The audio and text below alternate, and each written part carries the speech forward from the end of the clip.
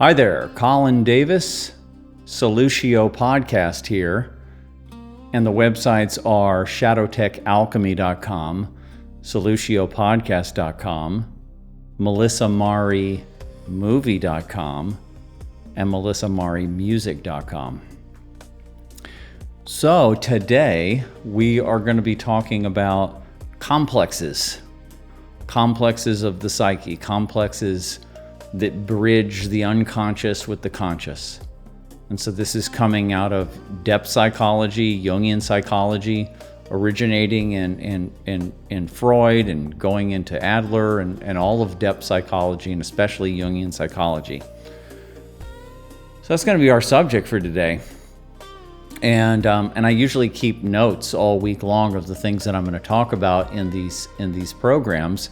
But today, the only thing that's in my notes is the complex. That's the only thing that's there. And it's such a huge part of my work and the work that I did with Melissa Mari. It's just such a huge part of it because, we're talking about the shadow, right? So a huge amount of what Melissa and I have been doing since we started in 2013 was working with the shadow, working with our own shadow, integrating our shadow, but also trying to understand the shadow. And of course you need to try to have some kind of map and understanding of the psyche in order to work with the shadow, because it's a function of the psyche. And so we were mapping the psyche, and we were reading other people's work, all kinds of Jungians, and trying to understand that point of view. Robert Moore and Carl Jung himself, Anthony Stevens and Robert Johnson, and on and on. And so I was always doing that, and then I would go to Melissa and explain to her what I was reading and all of that, and then she would come back with her thoughts and intuitions on the matter, and then we would kind of hammer it out, and we would go back to researching and see what other people were thinking about what we were saying. And then we put out books on the subject and lectures and all of that. So we've been working on this for a long time. And now that Melissa's not here anymore, I'm continuing on. And it's been an interesting thing to try to see, okay, well, where's my energy at? And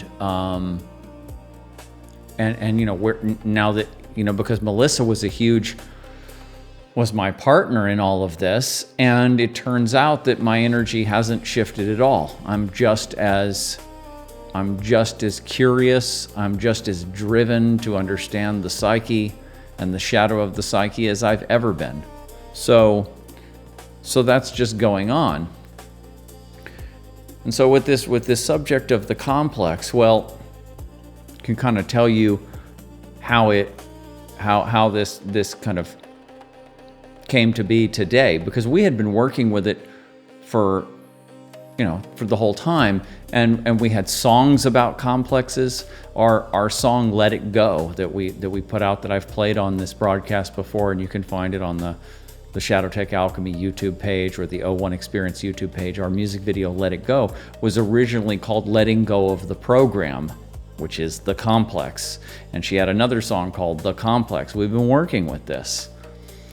And it's never been fully clear enough to me what the complex is or how it works, and are complexes positive or useful aspects of the psyche? And of course the Jungians say that they are. Or are the complexes negative aspects of the psyche? And the Jungians say, well, they're that too. Okay, well, explain to me exactly how can complexes be positive and negative? How can they be helpful and destructive? Exactly how does that happen? Well, there's something on that. I mean, Jung himself said that, well, you can be traumatized.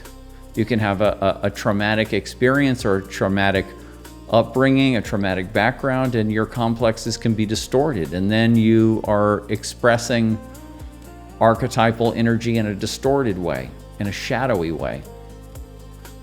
But all of this science in Jung's work is kind of spread out over many years.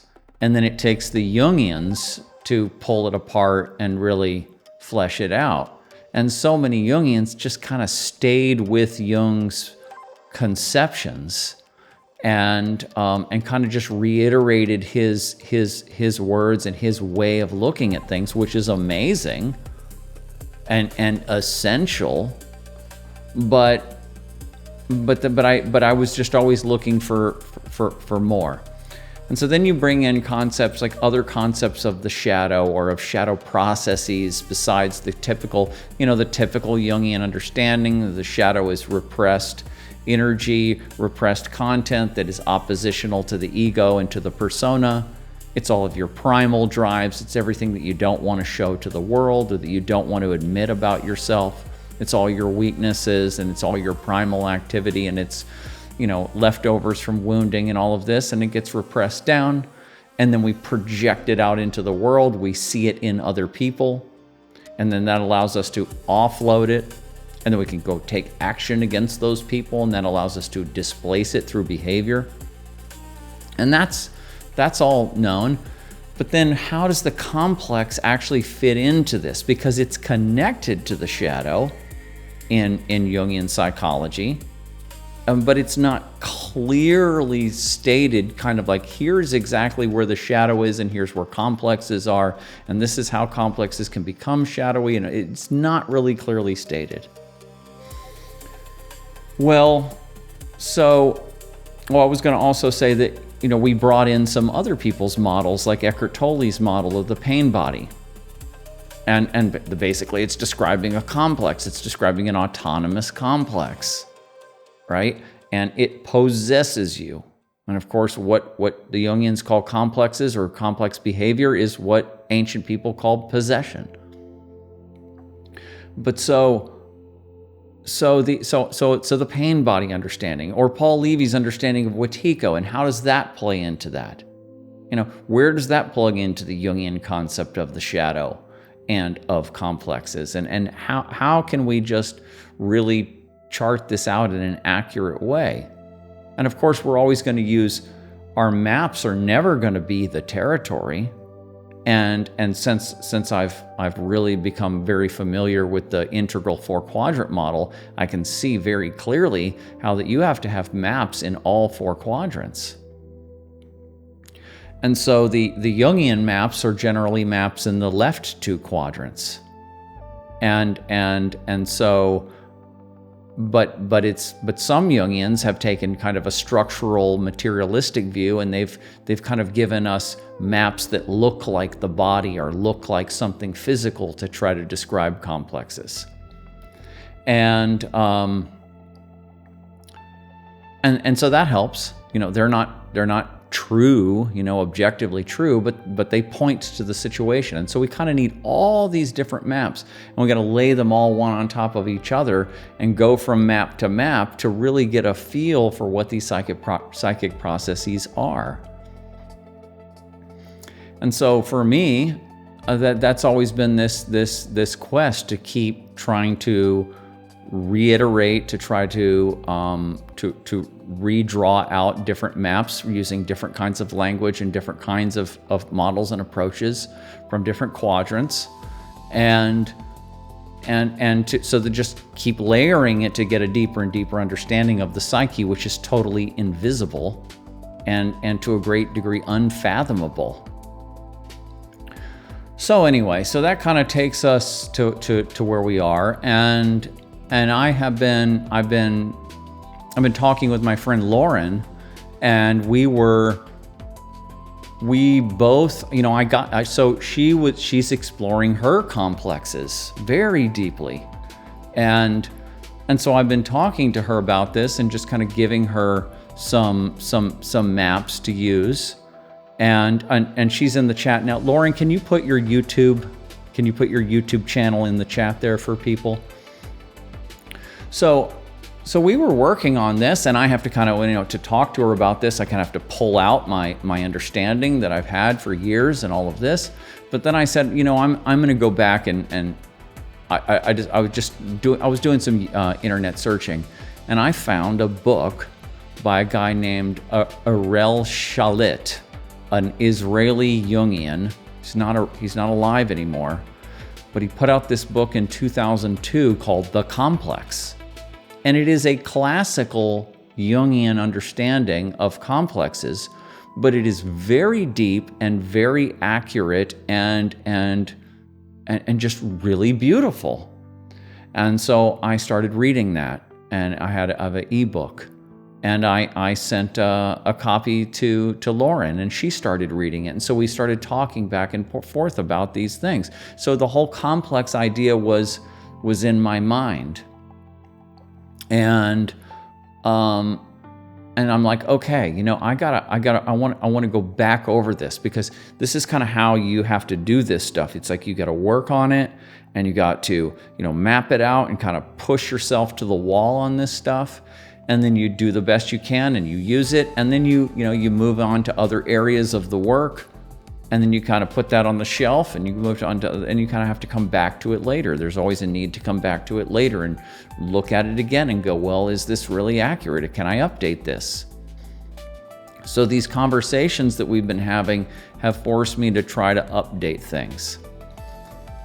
And I wasn't trying to update or anything, but just this is how the creative mind works. And so then I'm reading this book, and I'm also at the same time listening to a lecture by Robert Moore, and I'm on and off with Robert Moore all the time, and not on and off with him, but I'm just like listening to him. At some point I'm putting lectures on, and then I'm moving to somebody else, but I'm always going back to Robert Moore. But I think it was lecture number 46, and I can't remember the full title. It has to do with the structure and dynamics of the psyche. That's a Jungian title. It's something like that, though. And there's a section in there where he's talking about complexes, and that showed up, and I'm like, okay, that's cool. And so I'm just kind of like crunching this whole thing.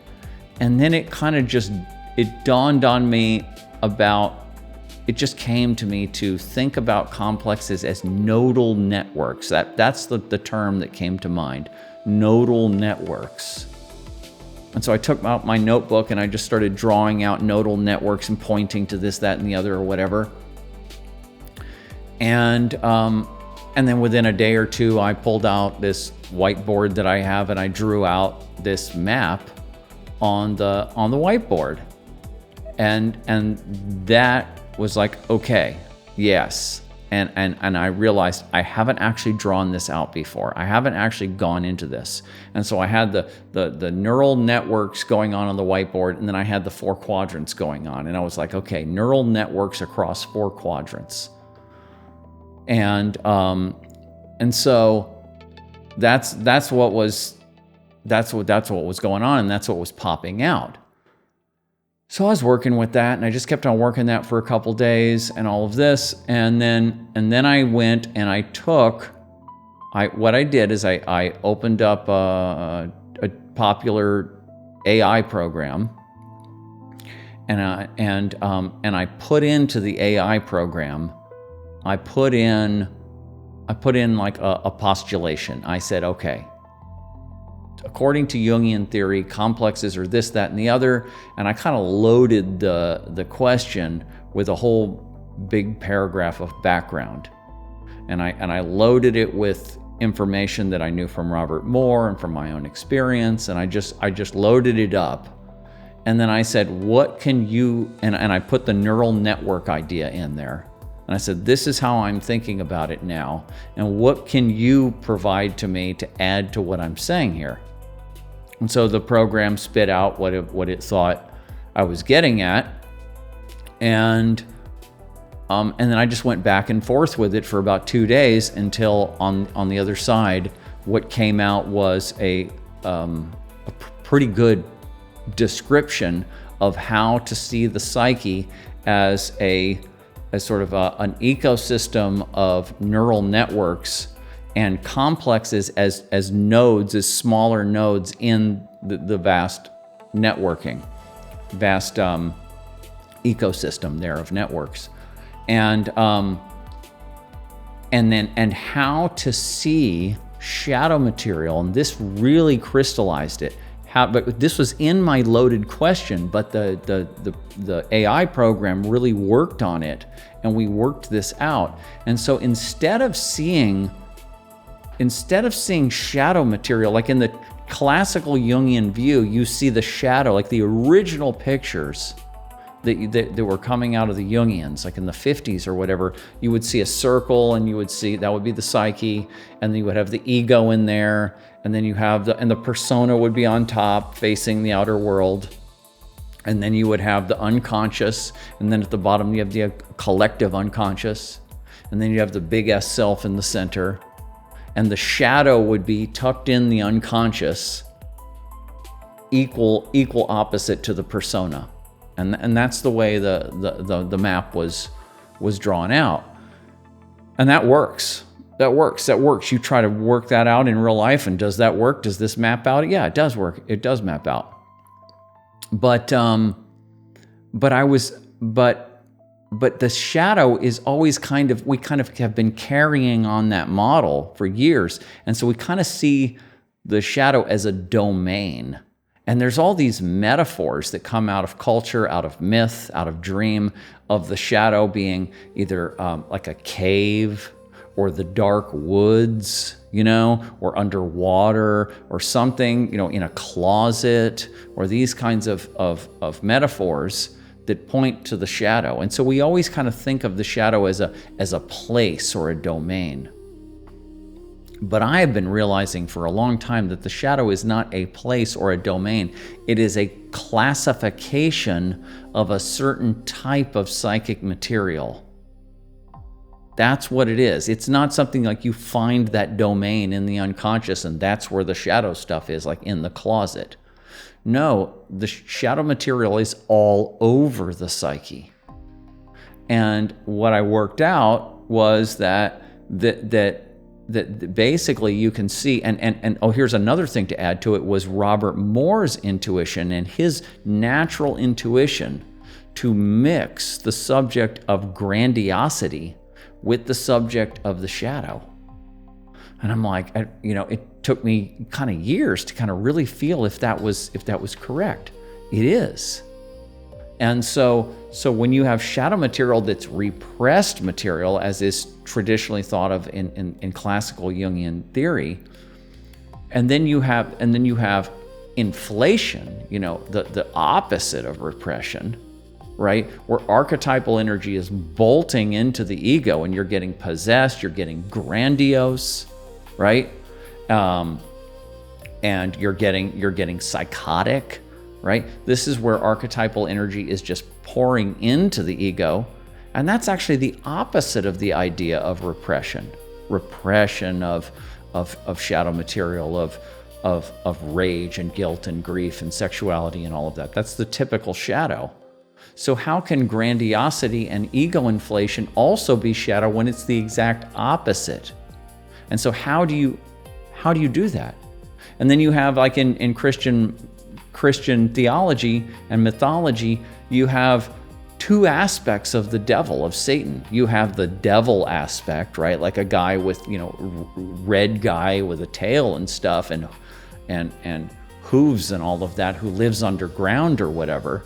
And that's like the bestial, the animalistic kind of side of it, because the devil is an anthropomorphization of the shadow.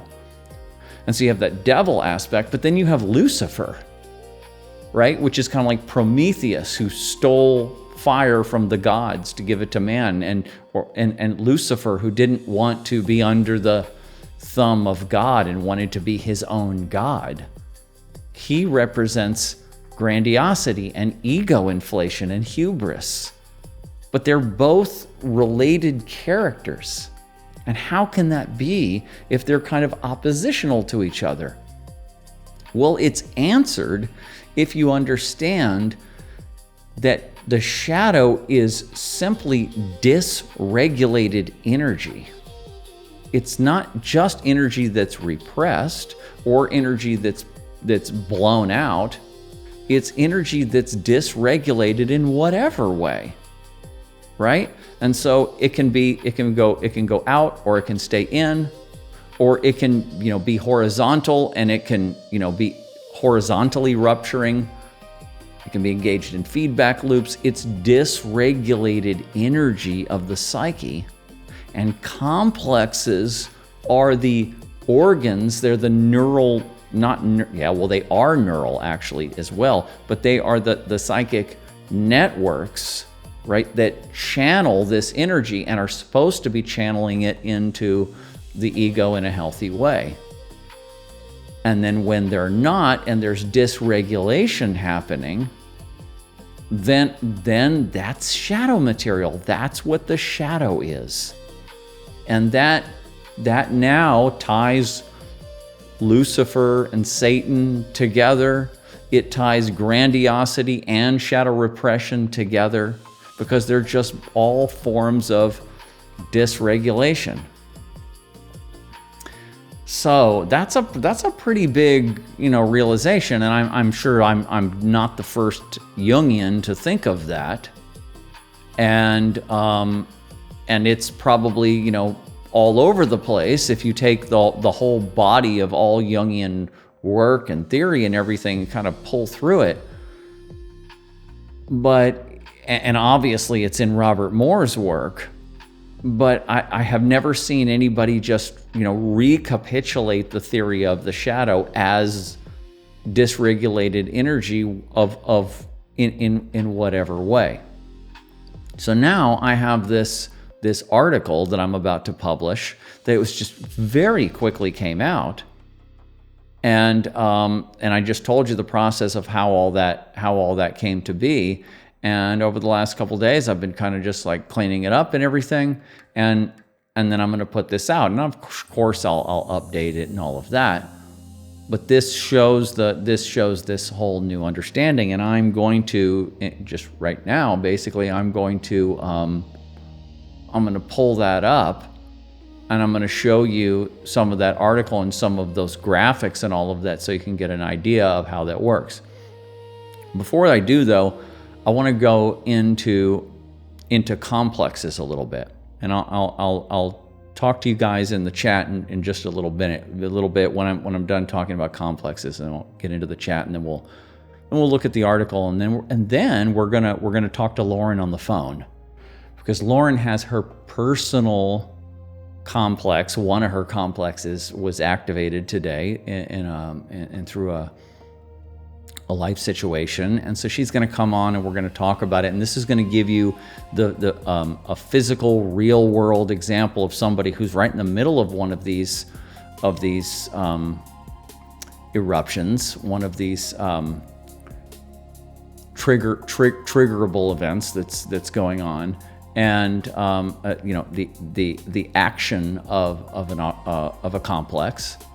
And we'll get to hear from her, and we'll get to kind of put this into real human terms. But so the complex in Jungian theory is, if you go and you think of it as an organ of the psyche.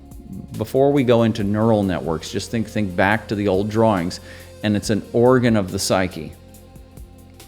And I could actually put it on screen for you, and maybe that's the better thing to do. Is there's a picture of it in my paper, so I'll put myself there. And now I'm going to show you some stuff here. Let's go to this picture first, though. So this is a classical Jungian view of the psyche, this diagram. And so the ego, the conscious mind, is that outer rim. And the persona, the part of the ego that deals with your social role and your identity and all that, that's just the very outside of the whole thing, the mask. You can see that at the very top. So the ego, the conscious mind, is that outer rim, and then below that outer rim there, then you go into the personal unconscious, and you see all those big circles with the C in the middle. Those are complexes. And then you go into the deeper, into the collective unconscious, which now with modern science we would probably say the collective unconscious is encoded into your genetics. And so there you have archetypes in the collective unconscious. So the archetypes are these a priori patterns. They are these natural patterns in nature that are set up. They're set up in the collective unconscious and into our genetics, and they're basically like instinctual patterns. And for example, these archetypes such as the mother, the father, the nuclear family, the king, the queen, the warrior, the lover, those are the Robert Moore archetypes. All kinds of archetypes, like we've talked a lot about the Persephone archetype, which is the archetype of life, death, and rebirth. So those are mythological or anthropomorphizations of these natural intrinsic patterns in nature, which are inspiring the human being to develop in the way that we do develop. And then what the complexes are is they are the organs that sit between your personal conscious mind and your personality and the archetypal world. And so they're also transformers of energy, and Robert Moore talks about them as like step-down transformers. I don't actually know if he says that, but he alludes to that they basically take archetypal energy, which he does say, he calls that 220 volt energy, electricity, and they step it down, and then they pipe it out. He refers to all this as plumbing. And so the complexes are involved in the plumbing of the unconscious, and they then pump archetypal energy, or what Freud called libido, or what is called chi or kundalini, libido, human psychic energy. Then that gets put into your psyche and into your body and into your behavior, and it's the complexes which are directing all of that. And so complexes are generally, they're taking care of all of your basic needs. They're handling everything for you. And if your life is going relatively well, it's because everything is working well. But then you're going to have a minority of complexes in your psyche which are going to be dysregulated. They're going to be wounded. They're going to be fractured. They're going to be traumatized through personal or epigenetic trauma that is passed on. And the more you study yourself, the more you find out that your complexes, so to speak, are coming from your parents and your ancestors. And I just used that term in a way because this is a confusing thing, is that in depth psychology, people often refer to a complex as default as being a negative. I got a complex, I got a mother complex, I got a father complex, or some other kind of fear that they call a complex. And but that's just not accurate. Complexes are generally positive and useful, but only sometimes do they result in some kind of pathology, some kind of neurotic behavior or compulsion or addiction or some kind of acting out. That's when you have an autonomous complex. And the autonomy of a complex varies.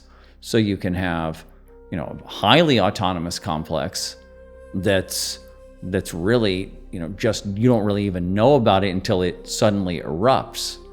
Or you can have one that's kind of always there, kind of tugging at you, and every time you see this or that person or this or that event happens, it's triggered, and you're sort of just dealing with it all the time. And especially if you have an addiction or something like that, your complex is always tugging at you all the time. So complexes can be known to you, or they can be really unknown to you, and then they can just show up out of the blue. But so, and in this diagram here, what you're seeing there is I actually took this classical diagram that came out of Anthony Stevens' book called On Jung, released in 1990. And then I added those black shadow circles in there, and I added that lightning bolt on the right side there that shows inflation, or grandiosity, possession. right? So you have a blasting out of archetypal energy through the complex into the ego, and it's flooding the ego, right?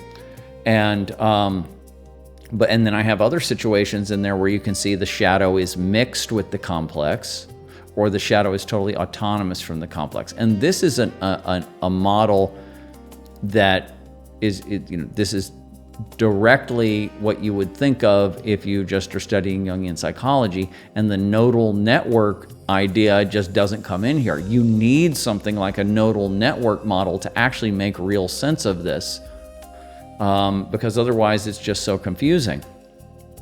So now, that's what complexes are. They're called feeling toned complexes, and they have an archetypal core. So when a complex is triggered, it will fill you with affect, with feeling, right? And so whatever the feeling is, it'll be aggression, or it'll be sadness, it'll be grief, it'll be fear, and it will take over your body and you will feel it. And then thoughts will show up, memories will show up, stories will start running in your head, and then you'll start projecting, and the other person out there will take the blame or whatever it is. And it's this whole constellation of symptoms. You could even have physical symptoms, and all this will happen when a dysregulated complex is coming online, or has been triggered or constellated, as they call it. And we all know about those things. And when someone says, I don't know what got into me. Something got into me. I was taken over. You see all over the place. Now we have social media, and people are putting all this stuff from the culture online, and you see quote unquote crazy people just doing crazy stuff, often very destructive. Or you see tons of grandiosity. You look at the political people, and some of them are so incredibly grandiose and so inflated. And it's like, dude, can't you see yourself? Can't you see and hear yourself, and how ridiculous and childish or adolescent you sound? And the answer is no, they can't.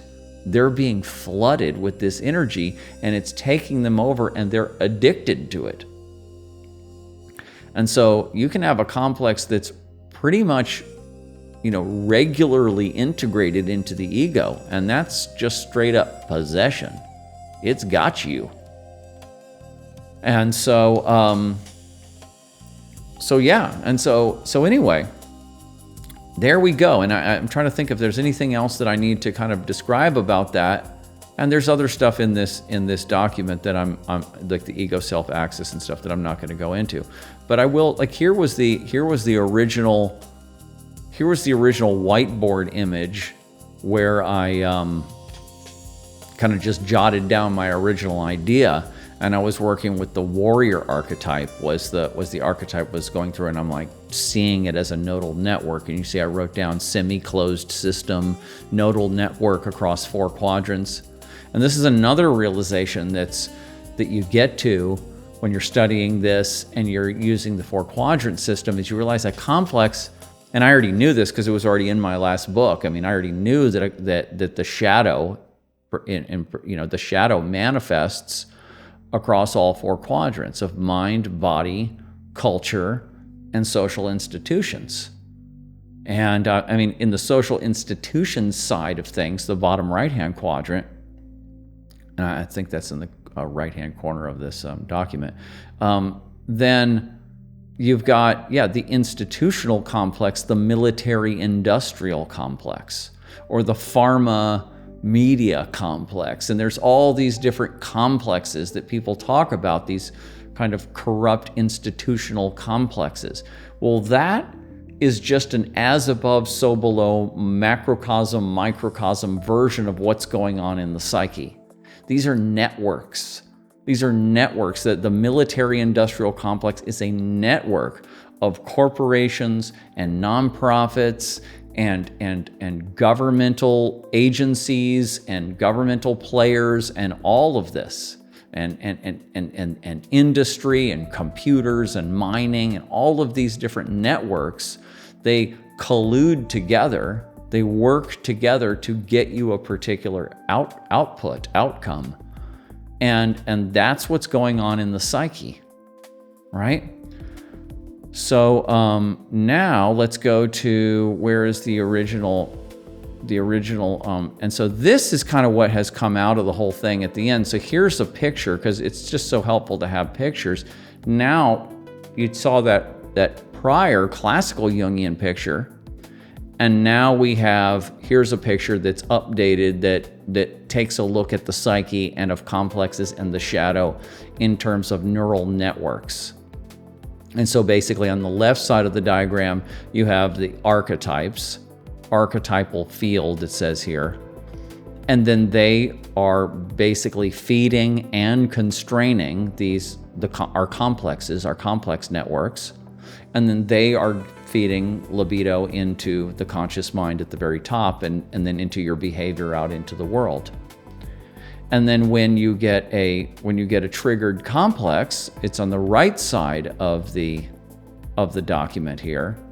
And so you can see here that now we can see the shadow as you can see these different dynamics that are going on here. You have the projection aspect, where you have the dissociated shadow right here, and then you project it out onto other people so that to help regulate this shadow energy, you map the shadow onto other people to help try to bring your own psyche back into regulation. That's projection.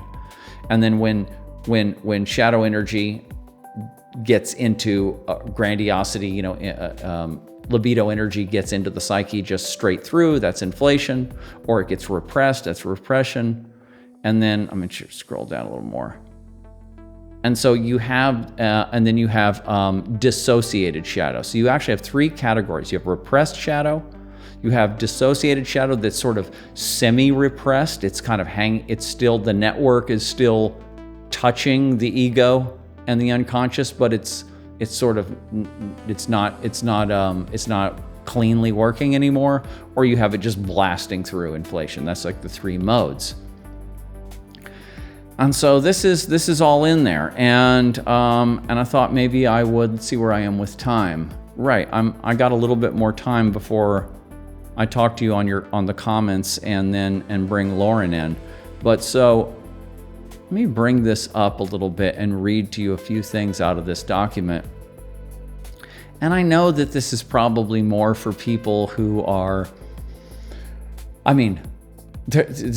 people who are really deep into Jungian psychology and looking at this, they're going to look at this and be like, oh, okay, I understand this right off. It's going to make sense to them. But there's not a whole lot of people doing that who are really deep into it for enough years to where you can go, oh, wow, okay, great, this works. But most of the people who are watching this show are people who are in various stages of developing their knowledge of Jungian psychology or inner work in general. And so for you guys, this is going to get into you, and this is going to start to grow in you and set you up so that when you come across this material in your own studies, or when you get activated by complexes in your own life, then this will have been planted. And this will be out on the shadowtechalchemy.com website in a few days, and under the articles tab. So here we say that classical Jungian psychology, as developed by Carl Jung and expanded by later analysts, often relies on structural metaphors such as circles, layers, psychic organs, and nested regions of consciousness and unconsciousness. These models remain useful heuristics, but they tend to reify what are fundamentally dynamic processes. So this is what I was saying before. The shadow isn't a domain, it's a dynamic process of the movement of energy. Parts of the psyche are not things, but patterns of activation. Location is replaced by relationship and connectivity, and energy or libido is reframed as activation intensity within networks. So the goal is to translate Jungian insights into the language of systems, networks, and regulation.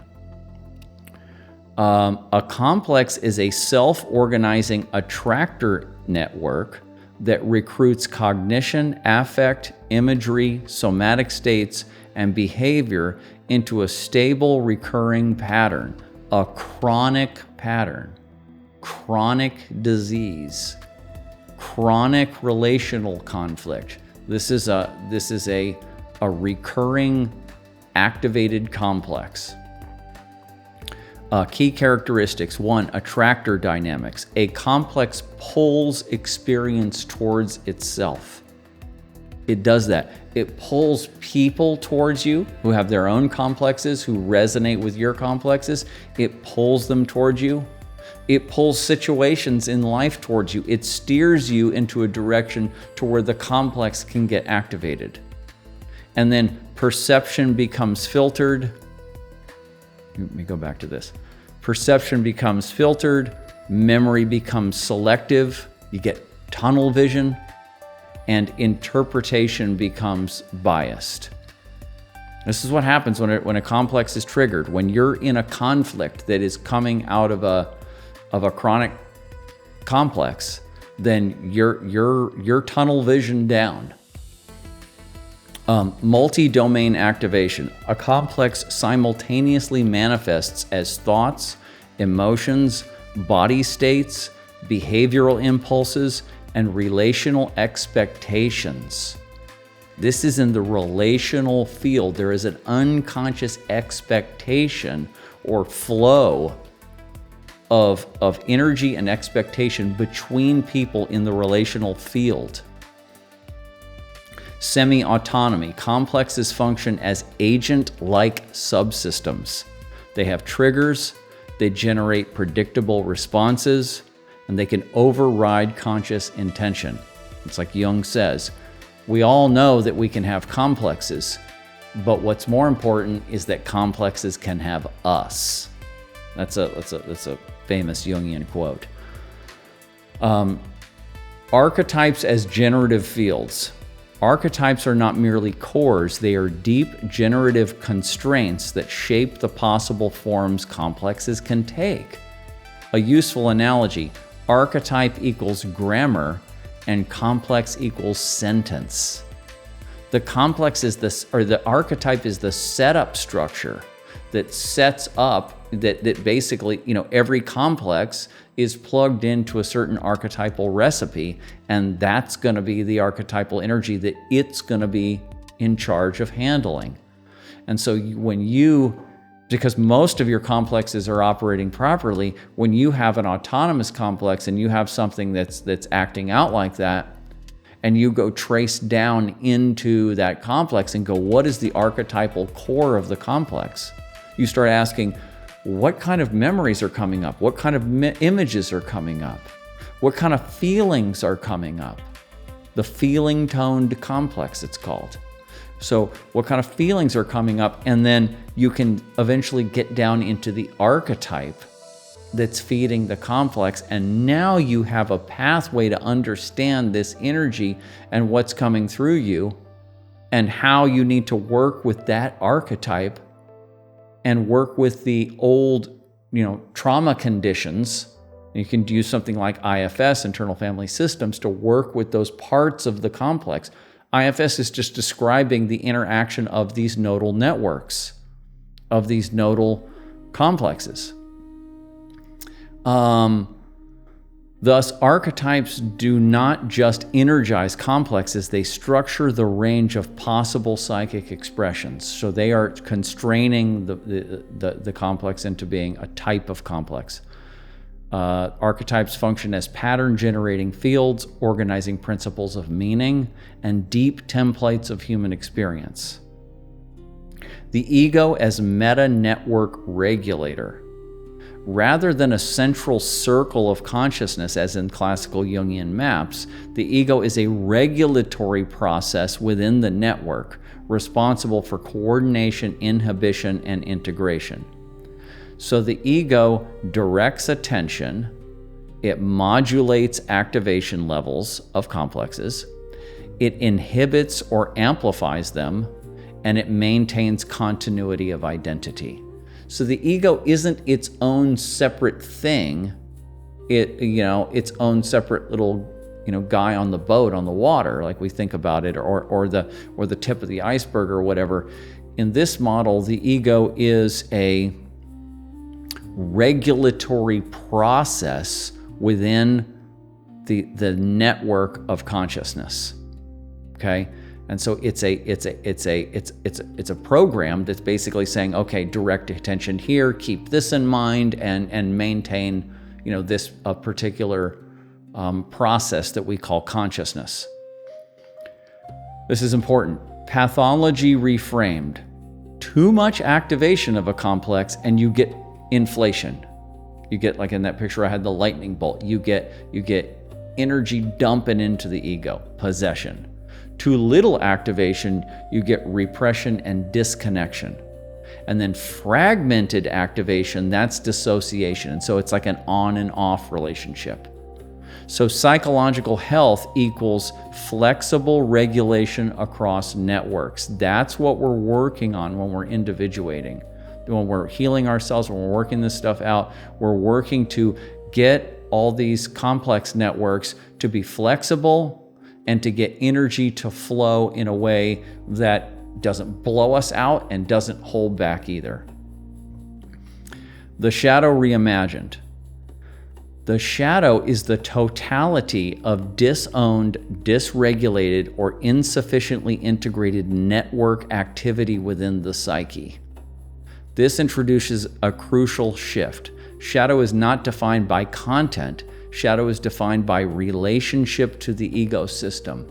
So I was saying earlier, shadow is not just, it could be fear, it's grief, it's guilt. It's like a list of certain ugly things that what it is. It's not that. It's any energy. It's any psychic content that is not properly being regulated in the unconscious and into the ego, and is in some way dysregulated. So it can be anything. Shadow is the dysregulation of libido. That's what it is in this model.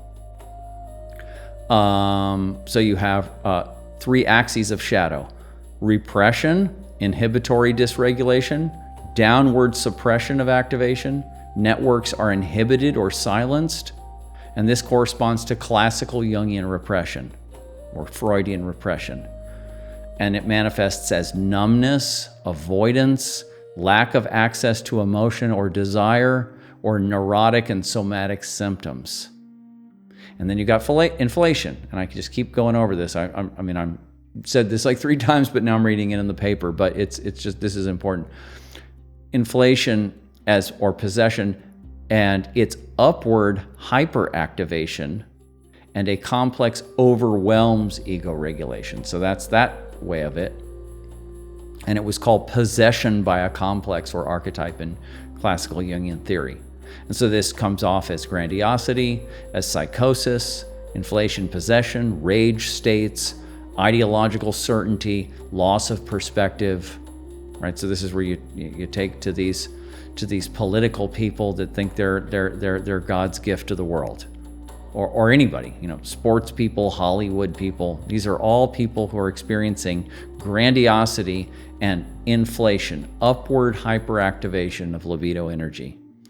And then there's the dissociation version of this dysregulation, fragmentation of network connectivity, where you have nodes that are fragmented and they're not, energy and information is not being passed.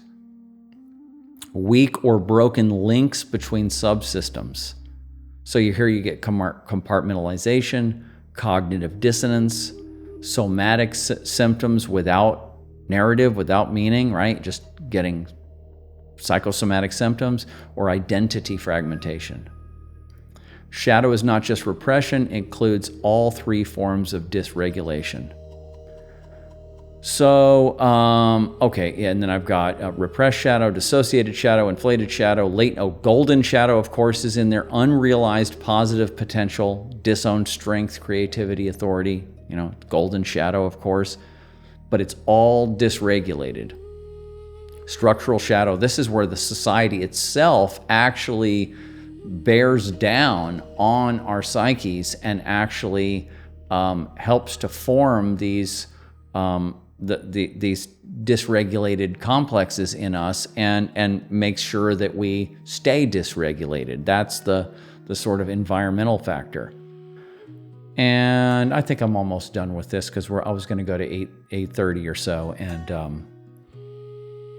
and so right. So we've talked about all that. Projection as network externalization. This is cool. Projection is the external attribution of dysregulated internal network activity. Functionally, an external or unconscious trigger activates a complex. Network activity becomes unstable. The system stabilizes by mapping it outwards onto the external other. Right? So when you're projecting, this person, that person, they're the evildoers, they have to be taken down, blah, blah, blah. I don't know, that person just triggers me, but I just hate this about them. They're so this or they're so that. You're triggered and you're projecting onto another person or an external object. Well, what that is in this model is that's a way of regulating your psyche. That's a way of a complex to get re-regulated that has been dysregulated. And so it basically, by throwing the shadow content, by throwing the image, the symbolic image of the shadow content onto the other, then the network can relax and say, oh, that's not in me, that's not in me. That's in them, that's their evil. That's not mine. And so then the system can relax. And that's what, in this model, that's what projection is doing. Persona and formation of shadow. The shadow emerges where persona constraints are too rigid or parts of the system are excluded. That's classical Jungian. And then the psyche across 4 quadrants. And so complexes operate across 4 quadrants. And I have another paper coming out on the shadow through the 4-quadrant model. And that one is a little bit bigger, and I'm still working on that, and that'll be out soon too. But so yeah, so basically if you understand the integral system, you have the upper left quadrant, that's the personal internal. And so you have personal internal subjective experience that's shadowy. That's the shadow, that's the traditional Jungian shadow. And then you have the upper right-hand quadrant, which is the physical body. And that's your neural and biological processes. This is where shadow material or complex activation or dysregulation is actually affecting you neurochemically and physiologically in the body, and you're developing symptoms and syndromes and all of that. And then you have the interior collective, the lower left-hand quadrant, and that's where you have shared emotional fields. You have shared emotional fields at the personal level, and then at the cultural level of ideology and culture and information, then you get shared beliefs and language and myth and philosophy and all of that. And then you have the exterior collective, the social systems aspect, the institutions of society, that quadrant. And so you get shadow and complex dysregulation happens there, like we're talking about the military-industrial complex, or all the ways in which society structures itself to facilitate the flow of shadow energy or to reify or recapitulate the existing shadow dysregulation that exists in the people. The people have shadow dysregulation, so the system forms according to that model. So that's the lower right-hand quadrant. And individuation is not the elimination of complexes, but rather the progressive integration and regulation of network processes under direction of the self. This includes increasing connectivity, reducing network feedback loops, and transforming shadow into function. This is the neural network way of saying that. And then I have a sort of final statement here. For the purposes of diversifying available maps and clarifying the domain of the psyche, we can visualize the psyche as a vast adaptive network composed of interacting attractor systems, complexes, shaped by archetypal constraints and regulated by the ego. The shadow consists of disowned or dysregulated network activity, manifesting through repression, inflation, and dissociation. Psychological suffering arises from failures of integration, while healing and individuation involve the restoration of flexible regulation, connectivity, and perceived meaning across the system. Okay, so there we go. So I think I did that. I went through that paper with you guys, and let me pull that down, and so great. Cool. And that kind of like I said, came rather quickly, and it's very interesting how, but if I hadn't been looking at this in some way or another for 20 years or something, it never would have happened. And if I hadn't been working with Melissa on it for 12 years, then I just kept on and I feel like there's so many more ways, especially when you have the 4-quadrant system. This is still in the upper right-hand quadrant. This is still a materialistic view. It's just a new materialistic view. And the Jungian system, they're often in the upper and the left-hand quadrants. Okay, now let us see who has been talking on here and say hi to everybody. Hi, everybody in the chat. Thanks for hanging out with me, and thanks for listening.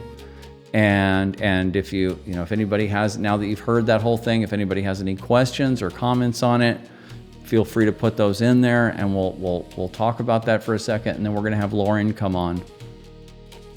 And Anime Fan says, what am I talking about? I was talking, as you see, I was talking about complexes and the shadow of the psyche. And Lauren says, hey, Colin, you're right. So anybody that wants to find Lauren, who's going to be on the phone in a minute, her YouTube channel is called Psyche's Alchemical Lab. Psyche's _alchemy Psyche's Alchemy Lab. There we go. Psyche's Alchemy Lab. Put that in and into YouTube search, and you'll find her channel.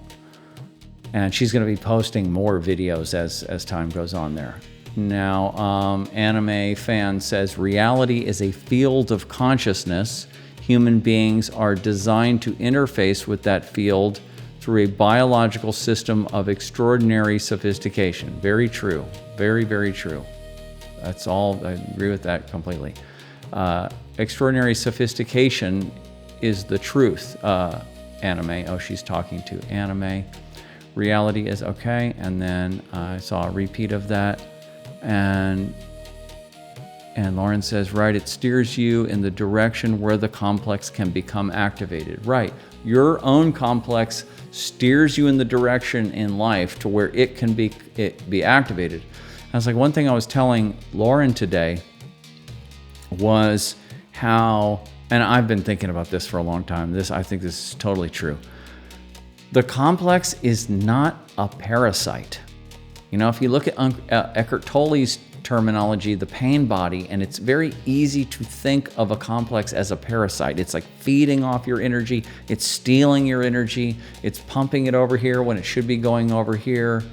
It's robbing you of energy and all of that. Think of the complex as the complex was, okay, like you're relating to your parents, like you're a baby, and then you're 2, and then you're 4, and then you have siblings come in and all of this, and you're growing up. And as you're growing up, your complexes, your nodal networks of psyche are forming and reforming, and archetypal energy is coming in, and it's being parsed out and being used and stuff. And you have the archetype which says, hey, these are the basic structures of relationship. right? The archetype has the parent and child archetype, is there. And then it presents it, and the complex is there to channel that archetype or to make the human psyche respond to that archetype. But your personal situations in life, the way your parents related to you, or traumas that happened, or the way they didn't relate to you, basically this imprints upon the complex, how this particular modality is going to be. And so when for example, if you get into relationships and they start a certain way, some people get into relationships, it takes them a long time to actually feel love and to open up to other people, and they're very guarded, and then they open up, but they're always kind of semi-guarded, and it can take many years for them to really trust the other person. Some people have that kind of a situation going on. Other people are like, they just completely fall in love with other people, and then if everything's healthy, they fall in love, and then that kind of fades down, and then it fades into this more this more regulated kind of love and friendship that's there, that's not as bright and inflated, but it's more regulated. And then they have a situation where they can raise a family and all of that, and that's a healthy way. Or other people, they fall in love and everything's incredible, and then the other person becomes their enemy, and they fight and they blow up and stuff. So these are different kinds of, and those are archetypal patterns themselves, but these are different ways in which your complexes will regulate the flow of relational energy, of lover energy, right, in the psyche. And so when a complex is dysregulated, or you could say it's traumatized, it came on in a fractured, in a pathological, or let's say maladaptive way, it's just doing its best of what it knows from what it learned, how to channel energy, and according to what parameters. It's not trying to rob you, it's not trying to screw you over. It's just working with what it has, and it's like a little person, a simple little person or a little animal in a way, and it's just operating according to the archetype and to the particular way in which it was formed in your family. And it's also coming online with epigenetic propensities that come from your parents. And you'll notice when you go into this deep for a long time that a lot of your shadow material or your complex pathology is actually coming from your parents, and it's not really yours. Because sometimes parents become conscious and they say, I don't want to act like my mother and father did. And so they consciously kind of try to do something different, but still it's in the field. It's in the genetics, and it's still in the field. And so there's a tendency for you to kind of organize yourself around, in the way that they were organized. And so all that's happening. So the complex is just doing what it can. And it's your job now as an alchemist, it's your job to go in there and go, okay, what's going on here? How am I dysregulated? How is this thing, operating? And how can I try to properly regulate this network and work with this energy, like we're talking about lover energy, to work with lover energy and allow lover energy to come and for the complex to get used to another way of channeling lover energy. And so that's the work with the capital W. So also IFS, it actually takes us in this direction because, like for example, Richard Schwartz's book, No Bad Parts, he doesn't pathologize the complex, or in his case, it's a complex, and he doesn't pathologize it, and he just says, hey, these complexes are doing the best they can. They're like child parts, and they're doing the best they can. The Eckhart Tolle model kind of is very simple, and it kind of looks at it as a psychic parasite, and it does work because the behavior is parasitic. But kind of like I've said this before, you could look at a child as being parasitic. If you wanted to put on that lens, you could be like, oh. But when you look at the totality of what a child is and what a child does, emotionally for the parent, how the child turns on archetypal propensities and helps the parent grow up and to mature, and then the child becomes a useful member of society and they give back to the society and all of that. It's only for a portion of time that you could actually see the child as a parasite. Is not a parasite. It's just, but that's the same thing with complexes. They can be stuck in a mode that seems parasitic, but that's not their total propensity. That's not their total destiny. And so it's our job to try to help the complex move into its actual, into its destiny, into its highest function, its highest purpose. So hi Shelly, and let's see who else we got in here. Oh, we got Pajone Bass in here. What? Great. What's up, Mike? How you doing, brother? That's great. This is a good show for you, actually, if you want to go back and listen to the whole thing. And but okay, so and we got Shelly. If a person is striving for equanimity, would you say they are bypassing shadow and potentially creating repressed emotions? Well, I mean, so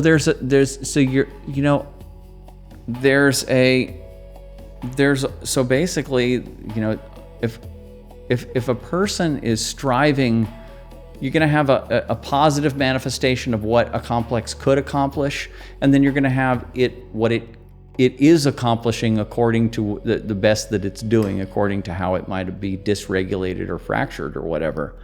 And so, but would you say they are bypassing shadow work and potentially, anybody that, if you are showing symptoms of shadow projection, of shadow inflation, of shadow repression, of physical symptoms, getting into fights or conflicts or addictions and all of this, if you are seeing and feeling and experiencing these symptoms, well, then you definitely have shadow dysregulation, and you should be doing this work on yourself.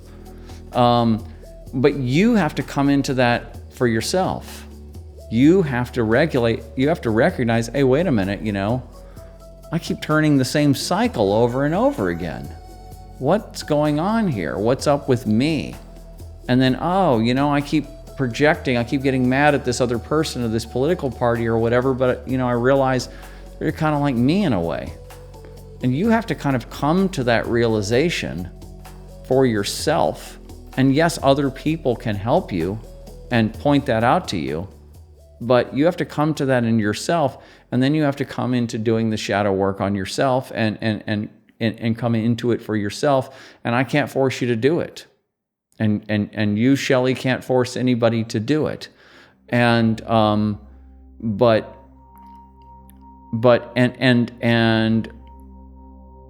repressed emotions are sort of the setup job for a complex. Repressed emotions are sort of the base energy that the complex, like I was saying before, is trying to dump in some maladaptive way. And it's just saying, I'm pushing this energy through. I got this energy, I got to push it through. But you're not letting it come through. You're not letting me push through this aggression.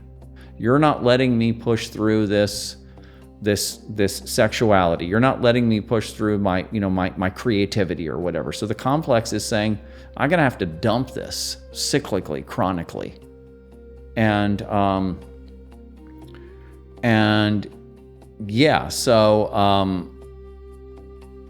Right.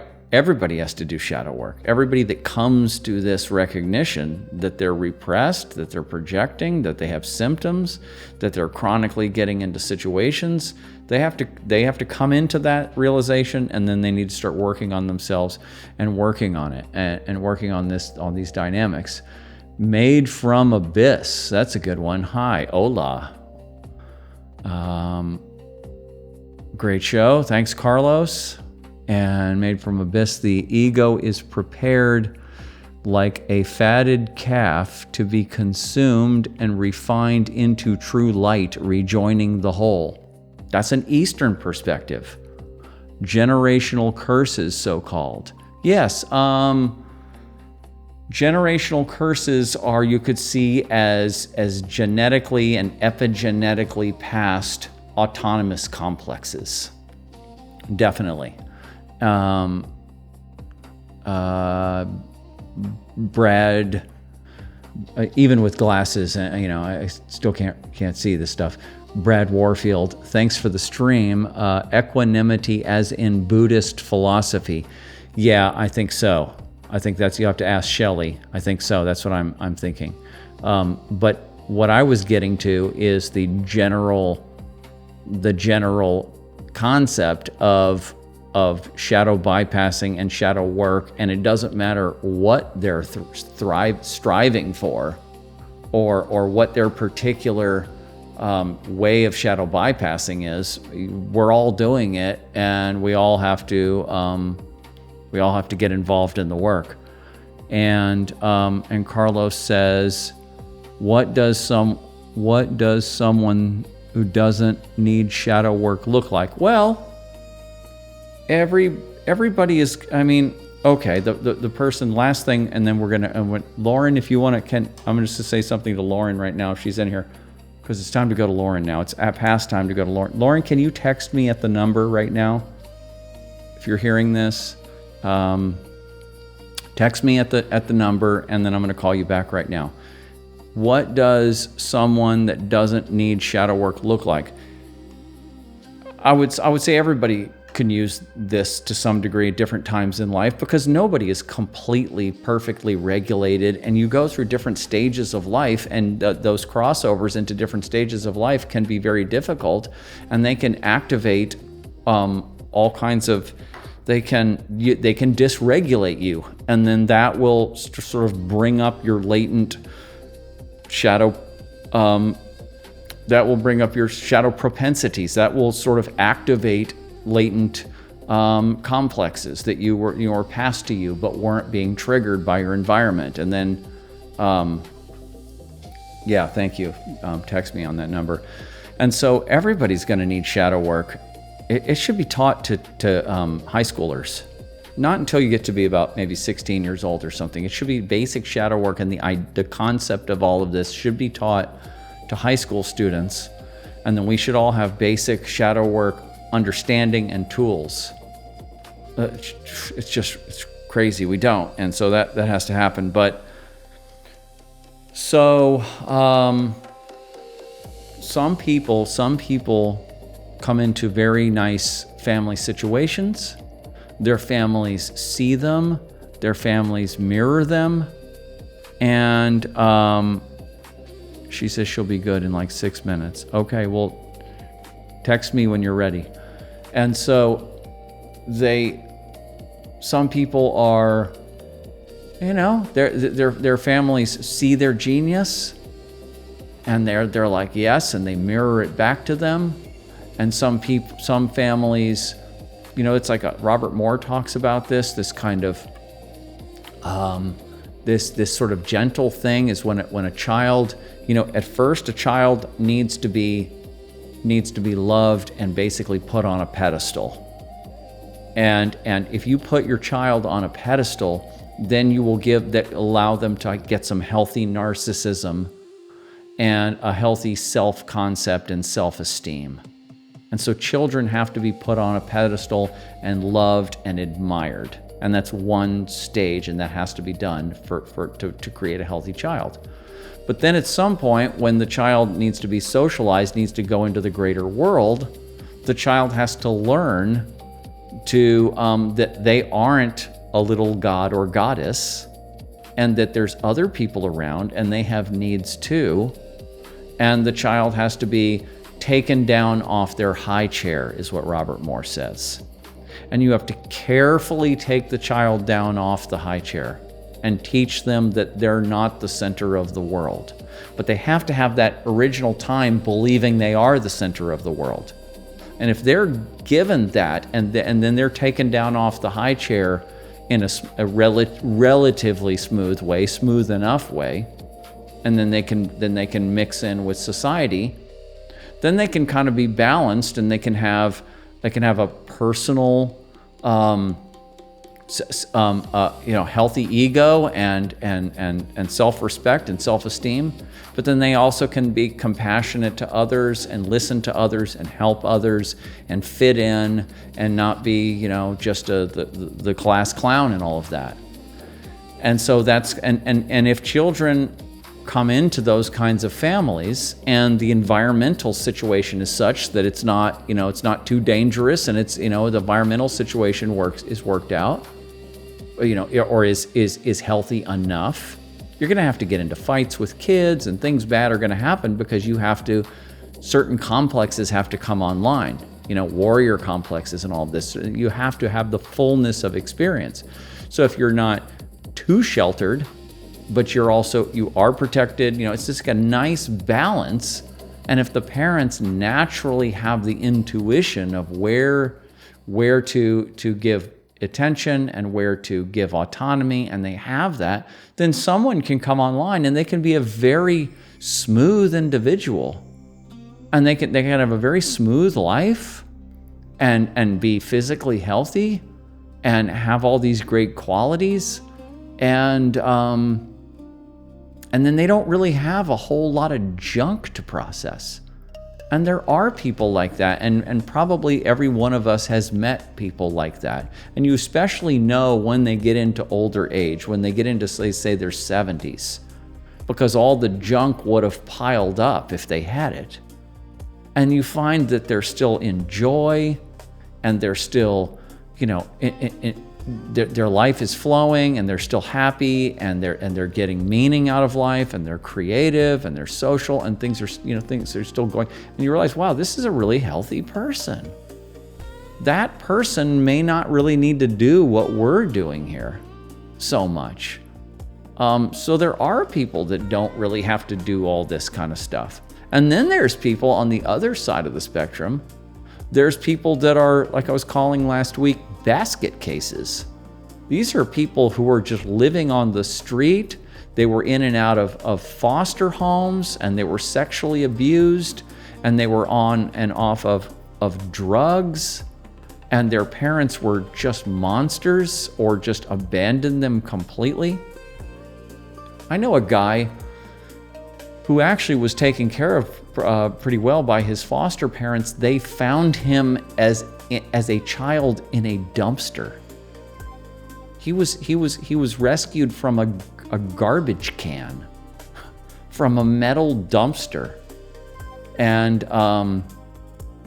so you can be, and luckily for him, the parents didn't torture him or anything. They just left him in the dumpster, and then somebody pulled him out, and he was adopted quickly, and he turned out pretty good, actually. He's got his stuff like everybody, but he's not a basket case. And so, but there are a lot of people who are so abused and so dysregulated, if we're using the model that we just went over, that they actually can't do this work on themselves. They just need to be taken care of. They can't do this. They can't do this solo individuation work. And so and we're in the middle. Those of us who are on this show, we're in the middle. Oh, okay. She's going to be right there. All right. Well, text me when you're in a good place. Let's see. Catching up with you guys here on the chat, and don't think the corporations would like that. Well, the corporations are going to reform when the human being reforms. The corporations are just a reflection of our collective nature. And so that's kind of my whole side of activism is if you do all this social activism to take down the corporations or these bad government actors, well then whoop, new ones are going to come right back up. right? Because they are manifestations of the collective unconscious of the society, of the civilization. So the people have to take it into their own hands, and they have to say, hey, I got all this shadow material. I'm projecting and displacing and repressing, and I'm dysregulated, and I got complexes, and they're addicted to other people's complexes, and I got this whole deep state in me. It's the deep state. And so I got a deep state in me, and I got to start cleaning out my deep state. Because if I don't clean out my deep state, then I'm just going to create another deep state. I'm never, now, you're always going to have some level of pathology. You're always going to have some level of shadow. There's always going to be stuff that you don't know about that you didn't get to or you couldn't get to. Even if you had a whole society of people who were doing shadow work, you would still have some level of pathology. But nothing like what we have right now. But we're also in a big old cycle. And so everybody is just full of shadow junk, and they're all collectivized around these collective scripts. And so they're all just collectively going with it. Okay, she's ready. I'm going to call you, and just right after I read Carlos's comments, and then after I talk to Lauren, if we still need to talk to some of you guys out there, we'll come back to the chat, because I love talking to you guys, because this is where the best material is in your personal life. Carlos says, since I didn't get that as a child, I went to the extreme of grandiosity. I know now that it was to compensate. Exactly. As I have integrated more practices, I am more centered, but I think that the grandiosity helped me in my very violent and unpredictable environment. Yeah, you could say that it was, your environment and your upbringing and everything helps to form the patterning that is going on. At least I was able to get out. However, it was not conductive to close relationships. Right, I can understand that, of course. But my God, how hard was it to get on the road of more centeredness and balance, and even harder to stay. Well, Carlos, I'm really proud of you, man. And we've been talking here, and you've called in before and stuff, and you're just doing a great job. You're just doing a great job, and you're staying on it, and you're reading, and you're educating yourself, and you learned English, and it's so good, and you're just on it, and you're just on the path. You're a true alchemist. You are a wounded healer, so you're on it, and the more you do this, and the more you dig into this, the more gold that you're going to find that isn't wrapped in grandiosity. It's not wrapped in it's just your true creative talents, your true love and compassion and ability to relate, and your true highest qualities will be freed up of all of this, prima materia, all of this shadow material that's mixed in, right, through the interaction of these complexes. And you'll just be getting cleaner and cleaner and cleaner. And when you come into difficulty, Lauren is another one that's like this, and really just hardcore on it. And when you, I'm going to call her right now, and when you, messages, when you get into difficult situations, you just have to know that every one of those difficult situations you can handle it.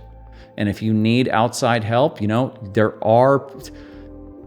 life will present to you the right circumstances. If you stay on the path and never give up on the path, and just stay with your big S self, with your God image within, and you stay with it, even when it's looking dark, you will get presented with opportunities and with assistance.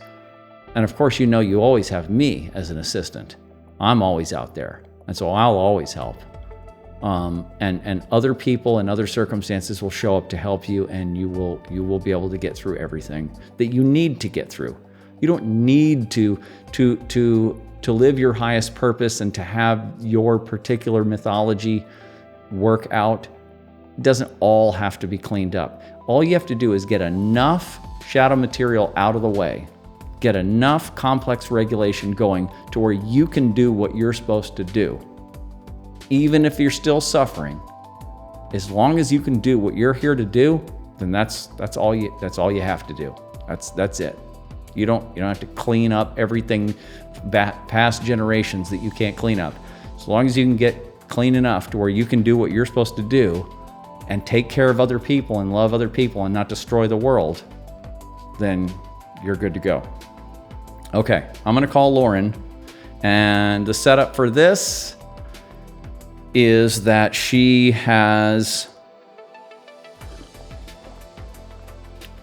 doing the work like we all are, and she's had a situation with a friend. She had a complex activation where their pain bodies, their complexes got activated. And she's going to tell us about it. So I'm going to call her.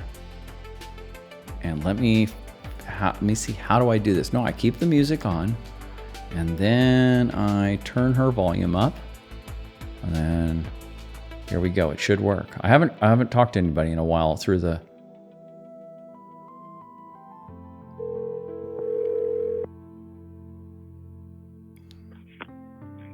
Hey, Colin.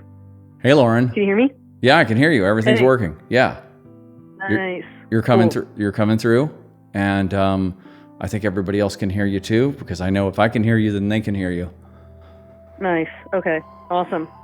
Turn you up a little bit. So, so I kind of set it up. I said you had a. How would you set it up? I think I've kind of primed your mind with all this complex talk, and you've heard all this science and all this stuff. So you can kind of take it on your own and tell us what happened and what do you think is going on with this situation that happened today. Yeah, so I've had like a recurring pattern in my life of people, of running into conflict with people. And so I've been trying to figure out my side in it too, right? Because I'm pulling this in, or these complexes are pulling this in. So today I got out of left field, somebody suddenly shifted and tried to like pick this fight with me in text. And long story short, my boundary is that like I don't do like text fights. I'll do like in person and on phone. But so once I said that, it really sent them over the edge, and they basically said a bunch of stuff, and then they said they didn't want to be my friend anymore, right? They disowned you, right? They disowned me. They disowned me because I was holding up a hard boundary. Right. And it triggered me a lot because I'll kind of just try to talk it out loud because I don't totally know how to describe it yet. It's just, it's this complex that's pulling people in who everything is fine and lovely and harmonious, and then there's a shift in personality, and suddenly there's these fights, these like, and I'm sort of I'm not trying to be the victim, but I'm trying to like remedy it. But these people, they seem to just want to continue to fight in a way that there's not any type of care for true resolution or learning about it. It feels like it's just this energy suck on me that ends up triggering a lot of these repressed feelings, So right. I feel like that's some good context for you to start with, right? Yeah. So the complex. So each of you two people, your two friends, you have a complex that since you've had a friendship with this person, your complexes know each other.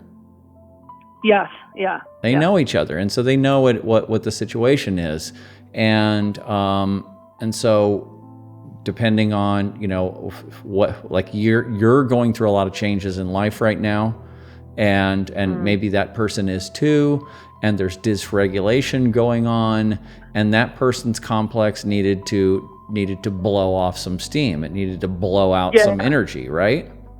And so you were in the field, and you know, you were available to be the receiver on that, and your complex was you know, activated enough or whatever, and so it's like, okay, it's going to be with Lauren, and so it hits you, and it has a certain profile that his profile is learned from his childhood situation, and yours is learned from yours, and there's a resonance between the two.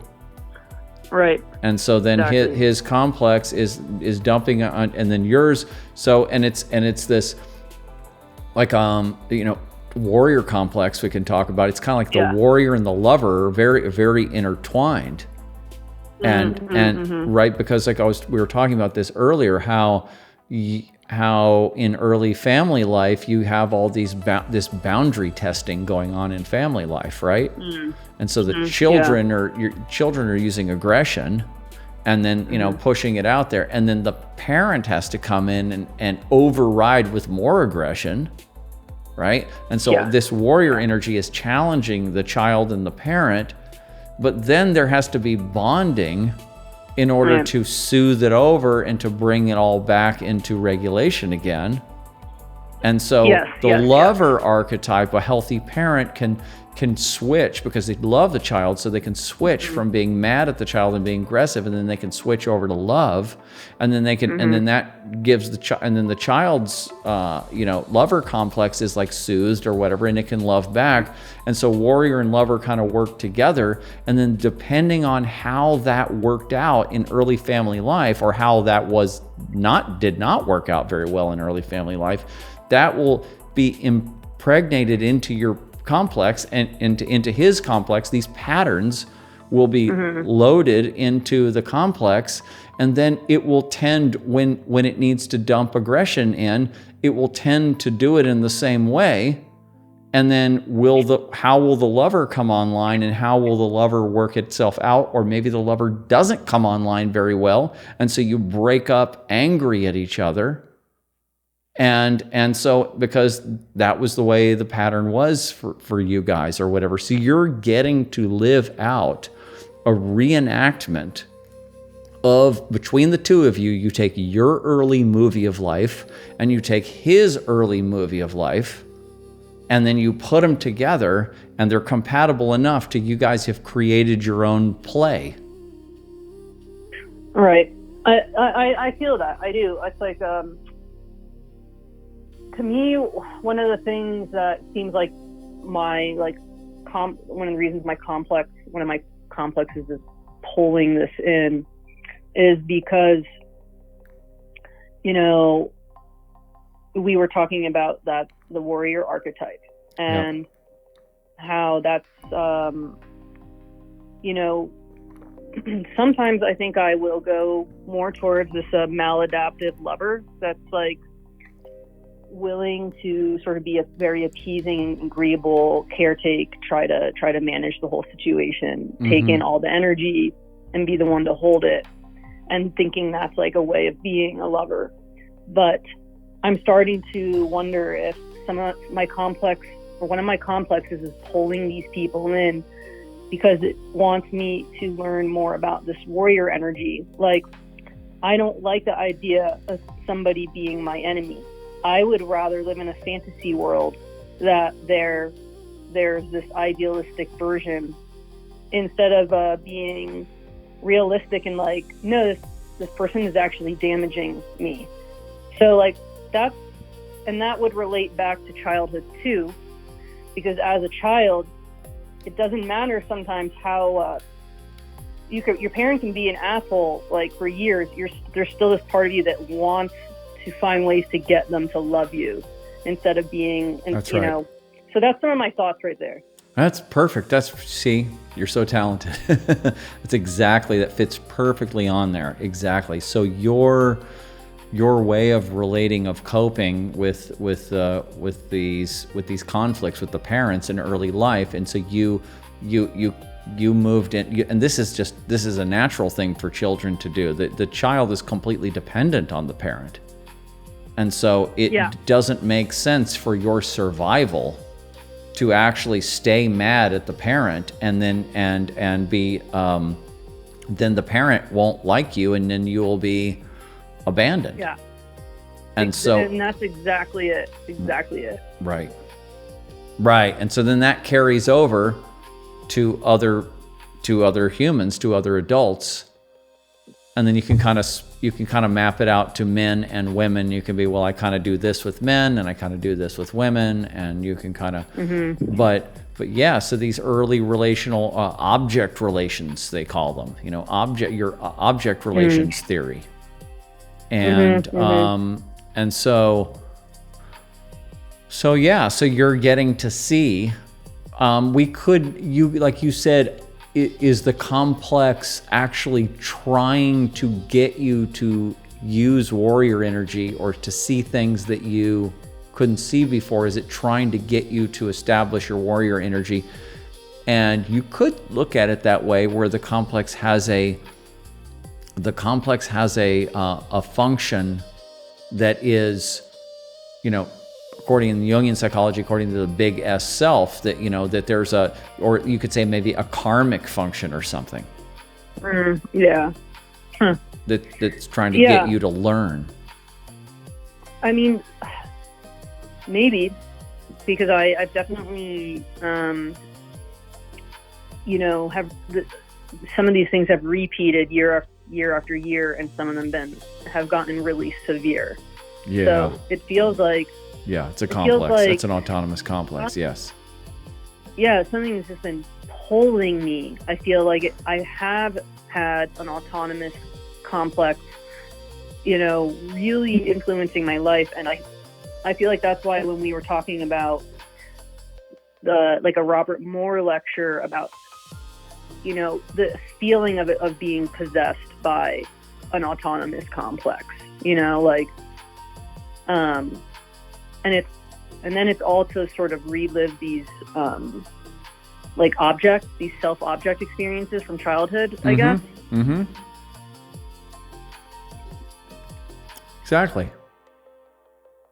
So that's what you're working through, and that's what you're figuring it out. You're seeing it, and you're seeing the how the complex, and so what we're doing now is we're saying, okay, well, first, what we were doing this afternoon is that I was encouraging you to allow the mind part of the fight, the conflict, to kind of do its own thing, and don't pay too much attention to the mind thing, and just stay in the body.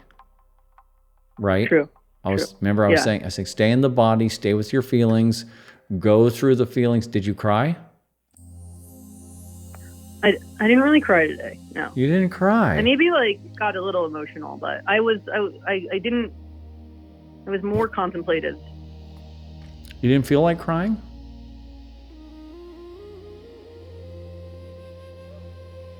I was trying to. There was enough of me that was trying to make sure I got things done today. Mm-hmm. That I couldn't really go that far into my emotions. I went to a park for an hour, and I was just being with it, but I didn't have a major release today, because I was triggered, but I wasn't devastated, wasn't, but I was still triggered. Definitely. Yeah.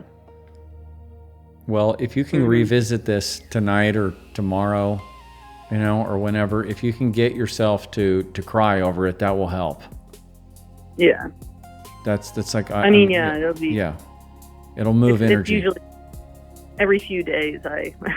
Okay. Oh, you're crying every few days anyway? Yeah. Usually I'll have to take a second to process something that makes me need to just, release some water. Yeah. So. You're crying. You can say crying. Yeah.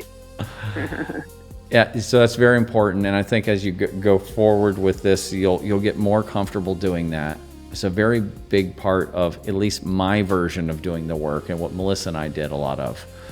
And yeah. So the crying, and so you stay in your body, and you allow the emotions to move, and you allow them, whether if it's usually anger on top, we're talking about warrior energy, anger's on top.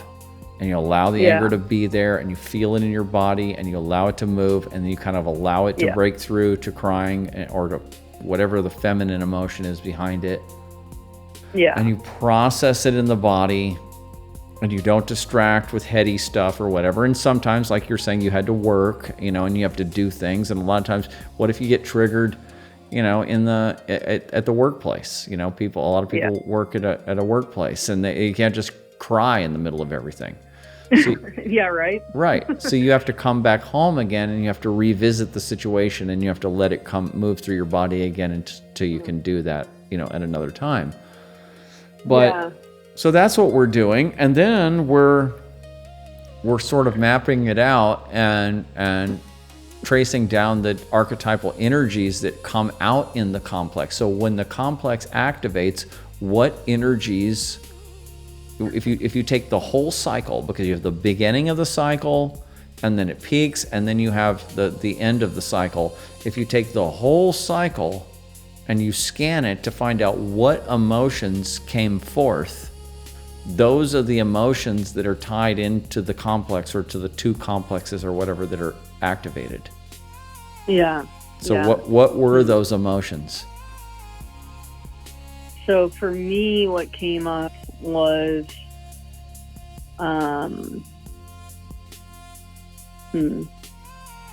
anger. Well, I felt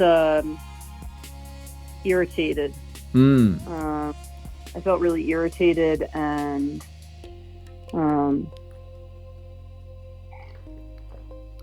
kind of like this person was trying to pull me into a hostile experience, which made me really want to just disengage. Okay, right. So irritated, and then wanting to basically protect, right? Back off. Yeah, and I was feeling like they were trying to provoke me, right, by guilting me with the language they were using. So like when I said, for instance, that we would need to speak about this on the phone or in person because they don't do text conflict. They said that made them not feel safe with me. Oh, right. That's right. They kind of guilt, it's kind of like kind of a guilt trip, or a gaslight kind of, or something. Yeah. A gaslight, yeah, because also this person knows something about my life, so they know that I care a lot about learning how for people to feel safe around me. So they really, when they said that definitely went further inward, into me than just some like basic drama conversation, Yeah. So there's okay, we'll get to the feelings in a minute. So, right. So you have frustration, and then you have this protective, backing off, trying to think of the right word for that. And then you have maybe guilt in there, or maybe it's not quite guilt, but it's some kind of, I guess it would be, right? And then, okay, like shame, like shaming me almost. Shame, like, there it is. That's what it is. It's shame, right? They're trying to shame me. Right. Okay, good. And then what?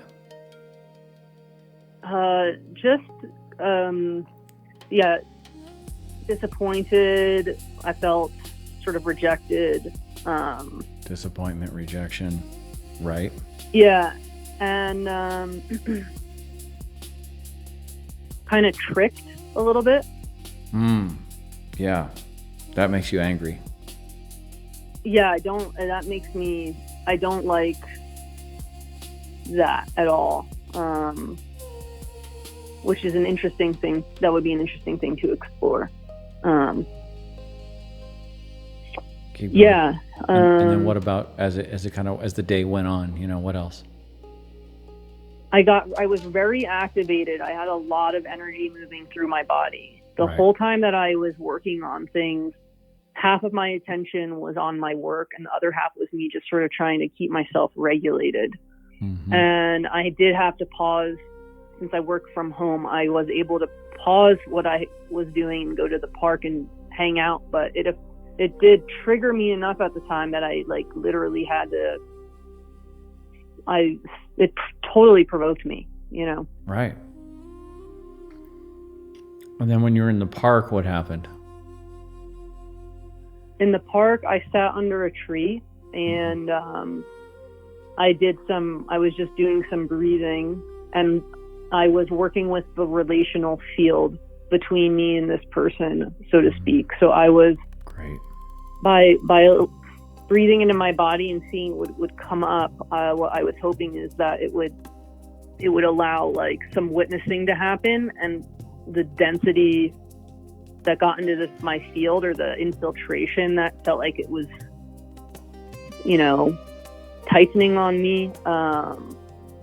I was working on like releasing that, and I was working on the part of me that as a child felt, you know, under attack, and in this case being able to be more of like my adult self, taking care of myself by going to a park and like acknowledging my feelings.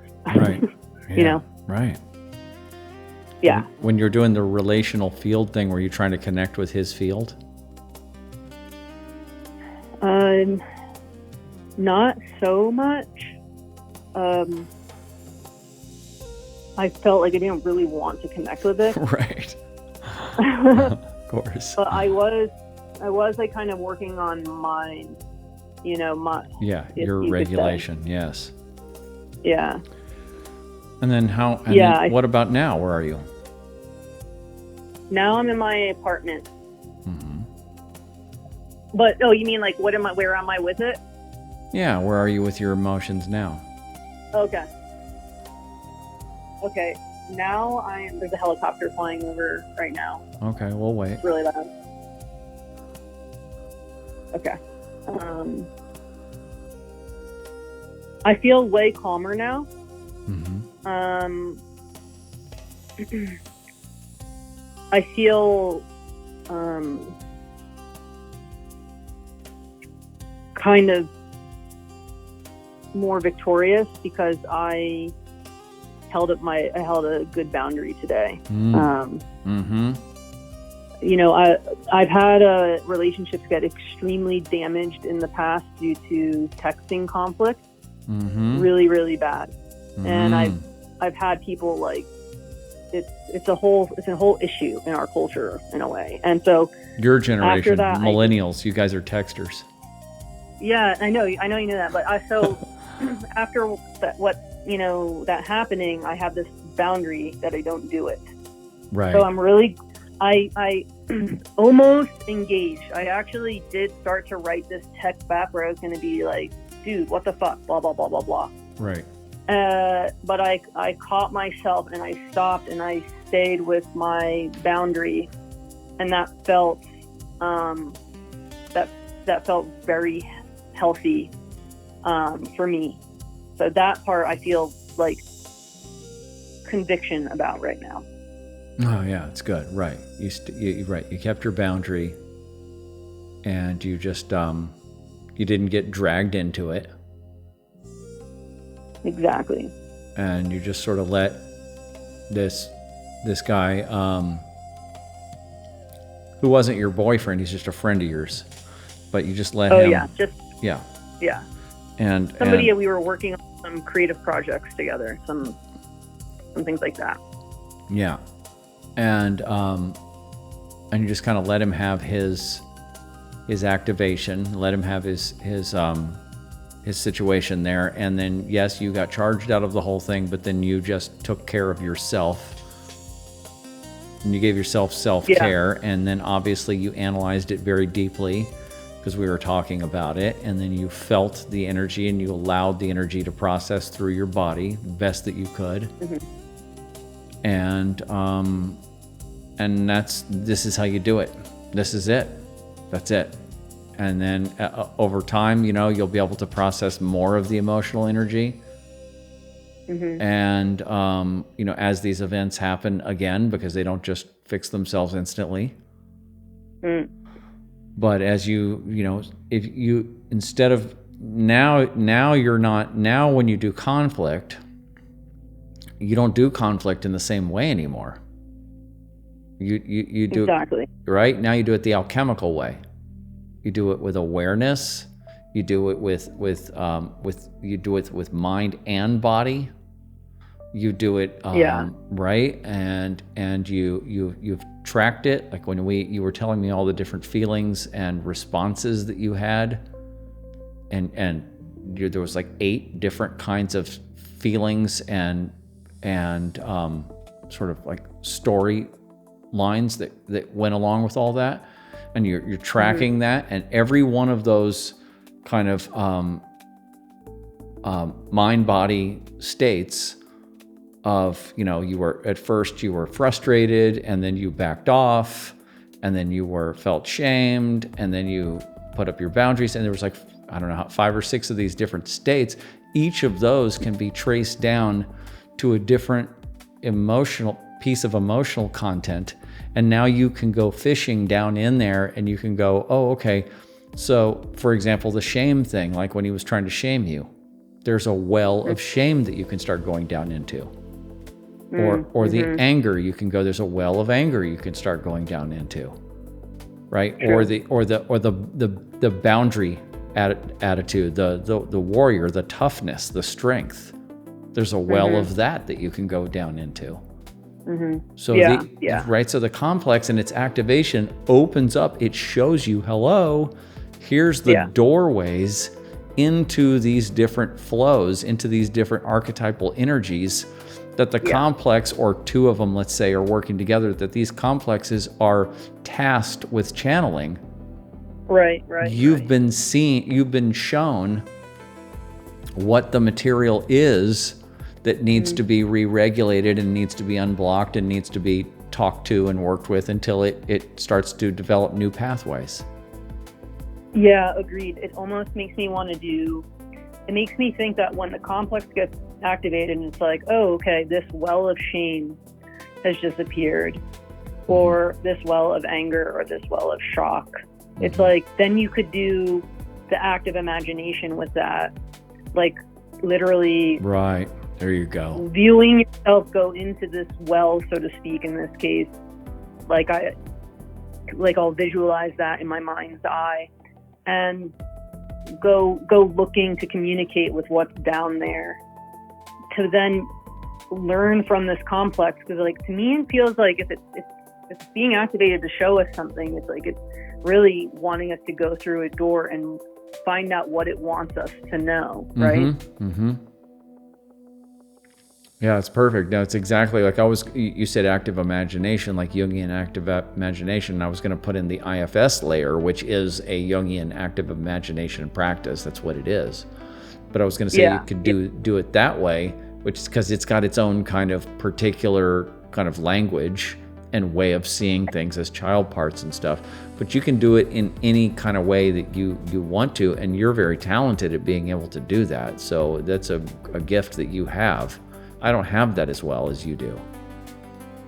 So you can now go down into those emotional channels, and especially when you're like where you are now, like you could do this tonight because you still have some activation going on in your body, but not so much to where you're distracted. And now you could actually do some active imagination. You've been dreaming a lot lately, and so you probably have some dreams over the next couple of days. Yeah. And then you could take those and follow those through. Go ahead. Yeah. I think it would be good because, the thing that is good about a complex being activated and then kind of exploring it and, pulling things out of it, as I've heard you say, It's like, theoretically it should help to actually make everything within, like, lessen those maladaptive personality traits. Like, it should give more power for you to be, you know, connected to your, like, capital S self in a way, right? Mm-hmm. Yeah. Rather than being controlled by these maladaptive complexes, because when you go into them and you meet them and learn from them, you can begin to witness them and validate them, and that, like, that should give you more autonomy from them, right? Right. You're basically right. So the big S self is the master regulating system, and it wants everything to come in and get regulated for the purpose of quote unquote wholeness, right? Right. Is the Jungian understanding. So it wants everything to self-regulate, and it wants all your dysregulation to get worked out, so that you can have a nice, clean interface between its intention for you, your soul purpose, right, and the ego, which is the driver of the vehicle that can kind of do things in this world. Right. And it doesn't want you getting off onto all these, you know, falling in the ditch and getting off on all these side streets and crashing the car and all that. Mm-hmm. Right. Mm-hmm. So it wants, right. So it wants you to be regulated. And so the process of awakening, of becoming more and more self-aware, gives you, the driver, the ability to work on your own car. Right? Yeah. You can change the oil, you can put new tires on it, you know, you can do whatever you got to do, and you can keep that car maintained and keep that car on the road. Yeah, exactly. Right. Exactly. I'm trying to go you know. Trying to what? Say it again. Say it again. Oh, I said exactly. I'm trying to go the distance. Go the distance. The big S self wants you to go the distance. Exactly. It wants you to go and one lifetime is a certain distance. Mm-hmm. And that's all you have to go. You don't have to go any further than just what the one lifetime, however long that is. Yeah. But it's like back to Melissa again, the dream that she had where death came to her, like the, you know, archetypal 4 horsemen death came to her in the dream. This is towards the end of her life. And he said, you know, Melissa, it's in the movie, you'll see. He said, you know, Melissa, it's all about realization. And the term realization, Melissa was a follower of Yogananda, and his school is called self-realization. Oh, yeah. Okay. And so that term realization basically means self-realization. It means waking up. Yeah. And becoming more conscious and getting your witness conscious higher and higher, and becoming more aware of your depths, and that's self-realization. And so what Death was saying in the dream is, he was saying life is about, because Death knows about life and death, and he was telling Melissa, life is about self-realization. That's what it's about. It's not about whether you became a musical rock star, or what you did in the world of culture, or who your friends were, your possessions, or any of that other stuff. It's not about that. For you, it's about self-realization. Yeah. So even though I kind of misinterpreted that dream, once she passed, I recognized what it totally meant. And so that's what it's all about. It's about self-realization. And those of us on the alchemical path, we have intuited this. We've been around the block, you could say, if we've reincarnated enough times or whatever, to finally get above the density of the body and the lower mind enough to be able to go, oh, okay, this life is about waking up. It's about self-realizing. We finally got it. Yeah. No, I feel like I've been on a quest. You have. Yeah. That's all of us who are on this path. That applies to all of us. Yeah. So, and then the go ahead. complex is like, I'm going to take you on a side quest now because you need a little extra help. So there you go. Yeah, the complex is a demon, right? It's a demon. That's what they would call it in ancient times. And I'm reminded of Joseph Campbell talking about when those like temples in Asia, in Japan or in India or mostly I think in like Japan and Malaysia and in the East, China, and there'll be a temple, and at the entrance of the temple there'll be a demon. Yeah. And one hand will be up and the other hand will be down.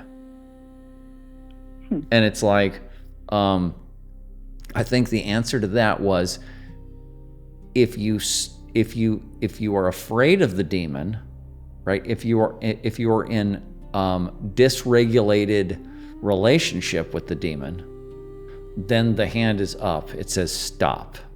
Don't go here. Right? This is where the demon's going to harm you. But if you are in active relationship with the demon, then the hand is down and you can pass. Oh, that's so interesting. I had no cool, idea. Huh? I think that's how he described it. It's been a long time since I've heard him say that. I heard him say that. I don't know if it was in the Power of Myth lecture or presentation or where it was, but somewhere he said that, and I was like, yeah, that's really cool. Yeah, I like that a lot, actually. I like that. So the complex as a demon is if you're not aware of what it's doing and how it works, then yes, it presents a problem to you and it is your nemesis.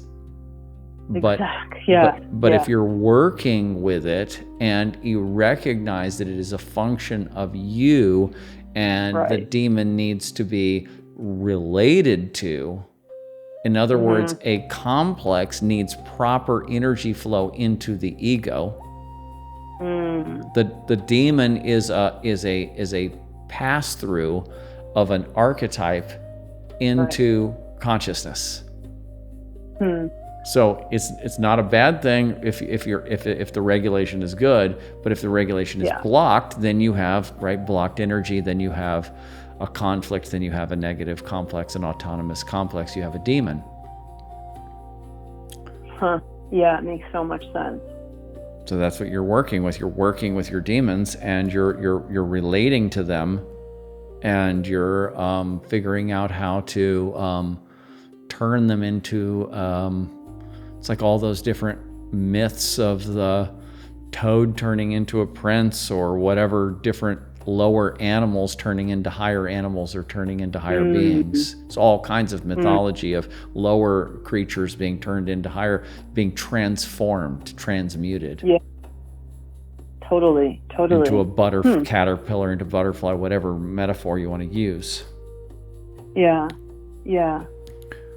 So that's what you're doing. That's what you're working with. And this is the process, and this is how we do it. And this is kind of the Jungian way, and kind of updating it for the 21st century a little bit, and whatever I can come up with, whatever you can come up with. This is, it's rooted in what a lot of other badasses have been teaching. And so we're not just coming up with this off the top of our heads, but we have to improvise, and we have to add new layers and new metaphors and ways of looking at it and new practices, and keep on. We are the like I say all the time, we're the test subjects, we're the guinea pigs, we're being experimented on, but we're also the experimenters, we're the alchemists. We're working on ourselves in the lab. Yeah, it very much changes the lens at which you experience your life and your exchanges. The more I sort of start to process and understand this. So I really like that, because it actually feels like, even though it's complex, and it's so layered, every time I sort of put this material in front of me, it helps things make sense rather than makes things more confusing. Right. Like when you're reading that book, The Complex, right? It's all clicking. Exactly. It's like, okay, this makes sense now. I know why I reacted that way or why these things were going on, because it's been sort of like a lifetime of feeling super confused and looking to make sense. And so it's really cool coming into this information. Yeah. Right. Yeah. That book is just so well stated, because all that material is all over the Jungian literature, and but just to see how that guy was just so tuned in and was just and really was channeling and really put a whole bunch of stuff together into one volume, and it's really an amazing resource. 100% agreed. Okay, so is there anything else? I mean, I feel like that's good. I mean, obviously I'm sure there's more, but I feel like that's like, a solid storyline, solid saga that we just kind of went down. Yeah. We did. So to everybody else that's out there, because we're kind of at the end of our show here. We've gone for 2 hours here. I'm kind of trying to keep them to around 2 hours, and but we can stay later if there's a need to. So if anybody has any comments, if anybody wants to say anything about Lauren's testimony and what she's been working with the complex and how she's been working through it, go ahead and put that in there, or anything to me, put that in there, and maybe Lauren just wants to hang out, till the end here, a few more minutes, and then we'll just do that, and then we'll sign off. This has been a really great show. We did an hour of going through theory on the complex, or on complexes, and then or a little more than an hour, and then we talked to you for 45 minutes or something. And that was just amazing. And isn't it funny and synchronistic that this was my subject matter for the week, and I didn't know kind of everything that I was going to put together, but then started reading that book, I don't know, a week ago, a little less. And then all of this downloading started happening about that. And then I started journaling it out and filling it out on the whiteboard. And then I started working with the AI program and just started, doing all this and got all this stuff together. And then you today, the day of the show, you had this big inflammation with this friend of yours. And so we had the opportunity to together go into it. Yeah. And then you called into the show and you gave your testimony, and we were able to work through it and talk through it. And it's just like this is a perfect show. It was really synchronistic, and it's like, that's what's so interesting about like the information is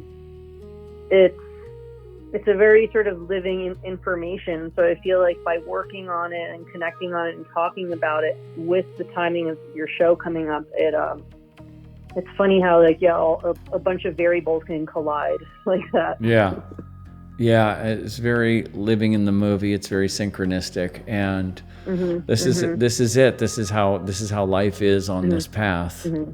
And that's what we want. Like the more synchronistic like things occur, to me, it shows like alignment, or things are moving, or things are opening up. I see it as like a very good sign. Oh no, absolutely. And because if you're attuned to this and you're getting meaning out of this, and this is the juice of life, or being creative, or loving, and whatever, this is the juice of life, or even being aggressive or whatever is the juice of life. But this meaning stuff, and this is feeding the magician archetype, and this symbolic meaning, and mining life for meaning, and then basically analyzing your movie of life with symbolic literacy.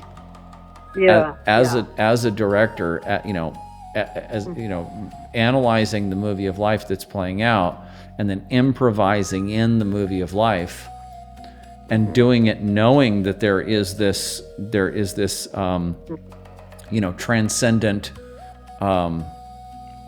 influence that's coming into life, and that it's playing with you somehow, and it's pushing and pulling on you, and it's bringing relationships towards you, and or pushing relationships out. Like right now, for example, that person is actually out of that person is probably not coming back into your life.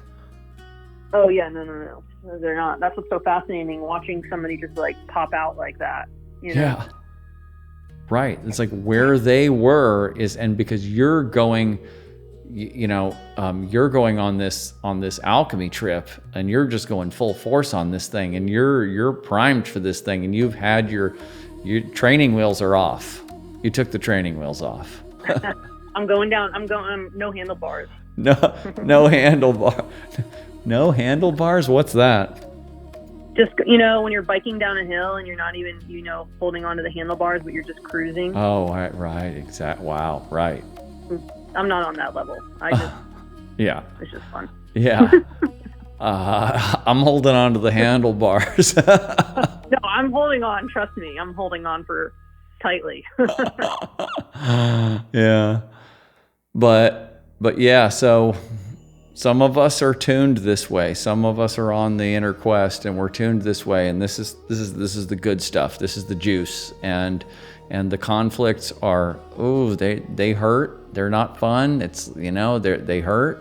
It's like, but you can see how they open up these pathways. They open up down to these wells, down to these veins of ore, and you can go mine those veins of ore. And then you're unblocking those arteries, and you're getting that flow going. And then these kinds of patterns start to fall away. Yeah.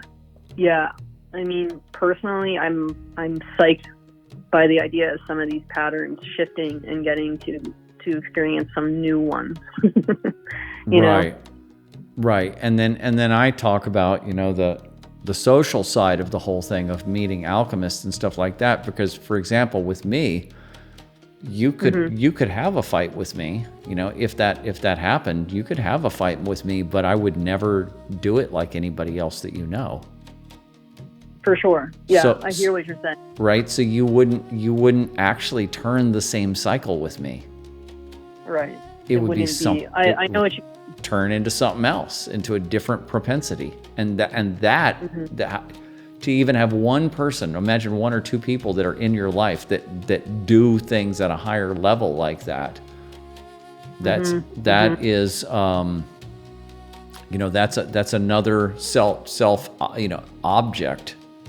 It's another object that's it's another planet that's in your constellation. That's changing the whole way in which energy moves and everything. I mean, maybe part of the reason I've had so much conflict in my life, opposed to there's something in me that wants me to learn how to do this in an alchemical way, and it's like in a more high or mature way, essentially. Well, yeah. I don't know. Well, yeah, that's individuation. Yeah, absolutely. You could call individuation just maturation. Maturing. Right? Yeah. Development, maturation, self-realization, self-actualization. So yes, so as you grow, you do things in a higher, more refined way that it's like, if you look at the integral stages, it steps you up to different stages of consciousness. Exactly. And you know what it makes me think is a lot of what's missing is this type of understanding of the psyche, because a lot of times, because of the new age movement, we've been led to think that, at least for me, it always seemed like self-realization, actualization was more of getting into that non-dual thing, like meditating and you're just one with consciousness. That's the Eastern way. Yes. Yeah, and people are like, I'm non-dual. I've met people in real life who are like, I'm non-dual, and it's cool and all, but I always felt like that was just making me like kind of flatlined and airy fairy. It didn't stop like conflict from happening, or so they're not I feel non-dual. No one is non-dual, and you can get into a Right. non-dual state, and that's a good practice True. to do, and that's training your whole True. neural chemistry and all that. That's good for you. If you can get into non-dual states of consciousness, advanced meditative state.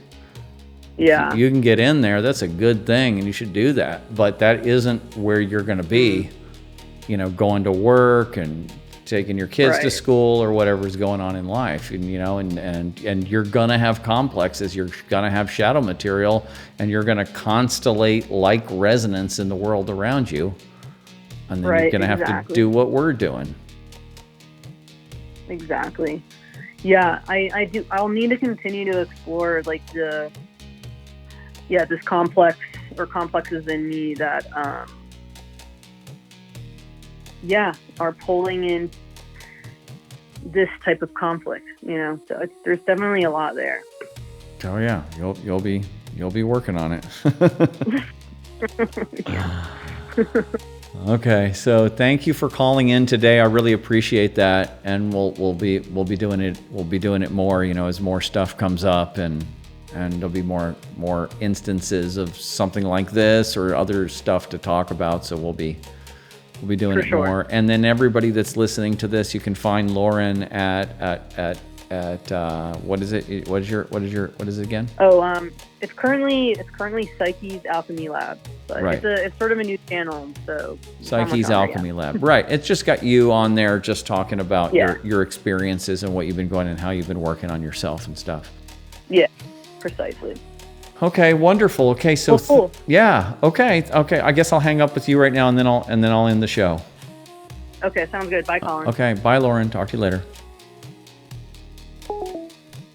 All right. So everybody, thank you all for hanging out. If anybody wants to pass the show link to anybody else that they know that would be on this path, that could benefit from this, and go ahead, do it, definitely. And if anybody needs to contact me or has any ideas or anything they want to work with, you can always do that. And shadowtechalchemy.com is the main website. And I will have that article on complexes up on the articles tab on the Shadowtech Alchemy website. That'll be up there. And I'm Colin E. Davis on Facebook. And that's good. And so I think I hope everybody has a great week. And thank you all for hanging out. And it's great to see everybody again. And I really appreciate you guys for coming over here and doing this with me on Tuesdays. And it's great to know you guys and to get your feedback and to hang out with you and to share this information with you. It's an honor for me to do that. So thank you so much for doing that.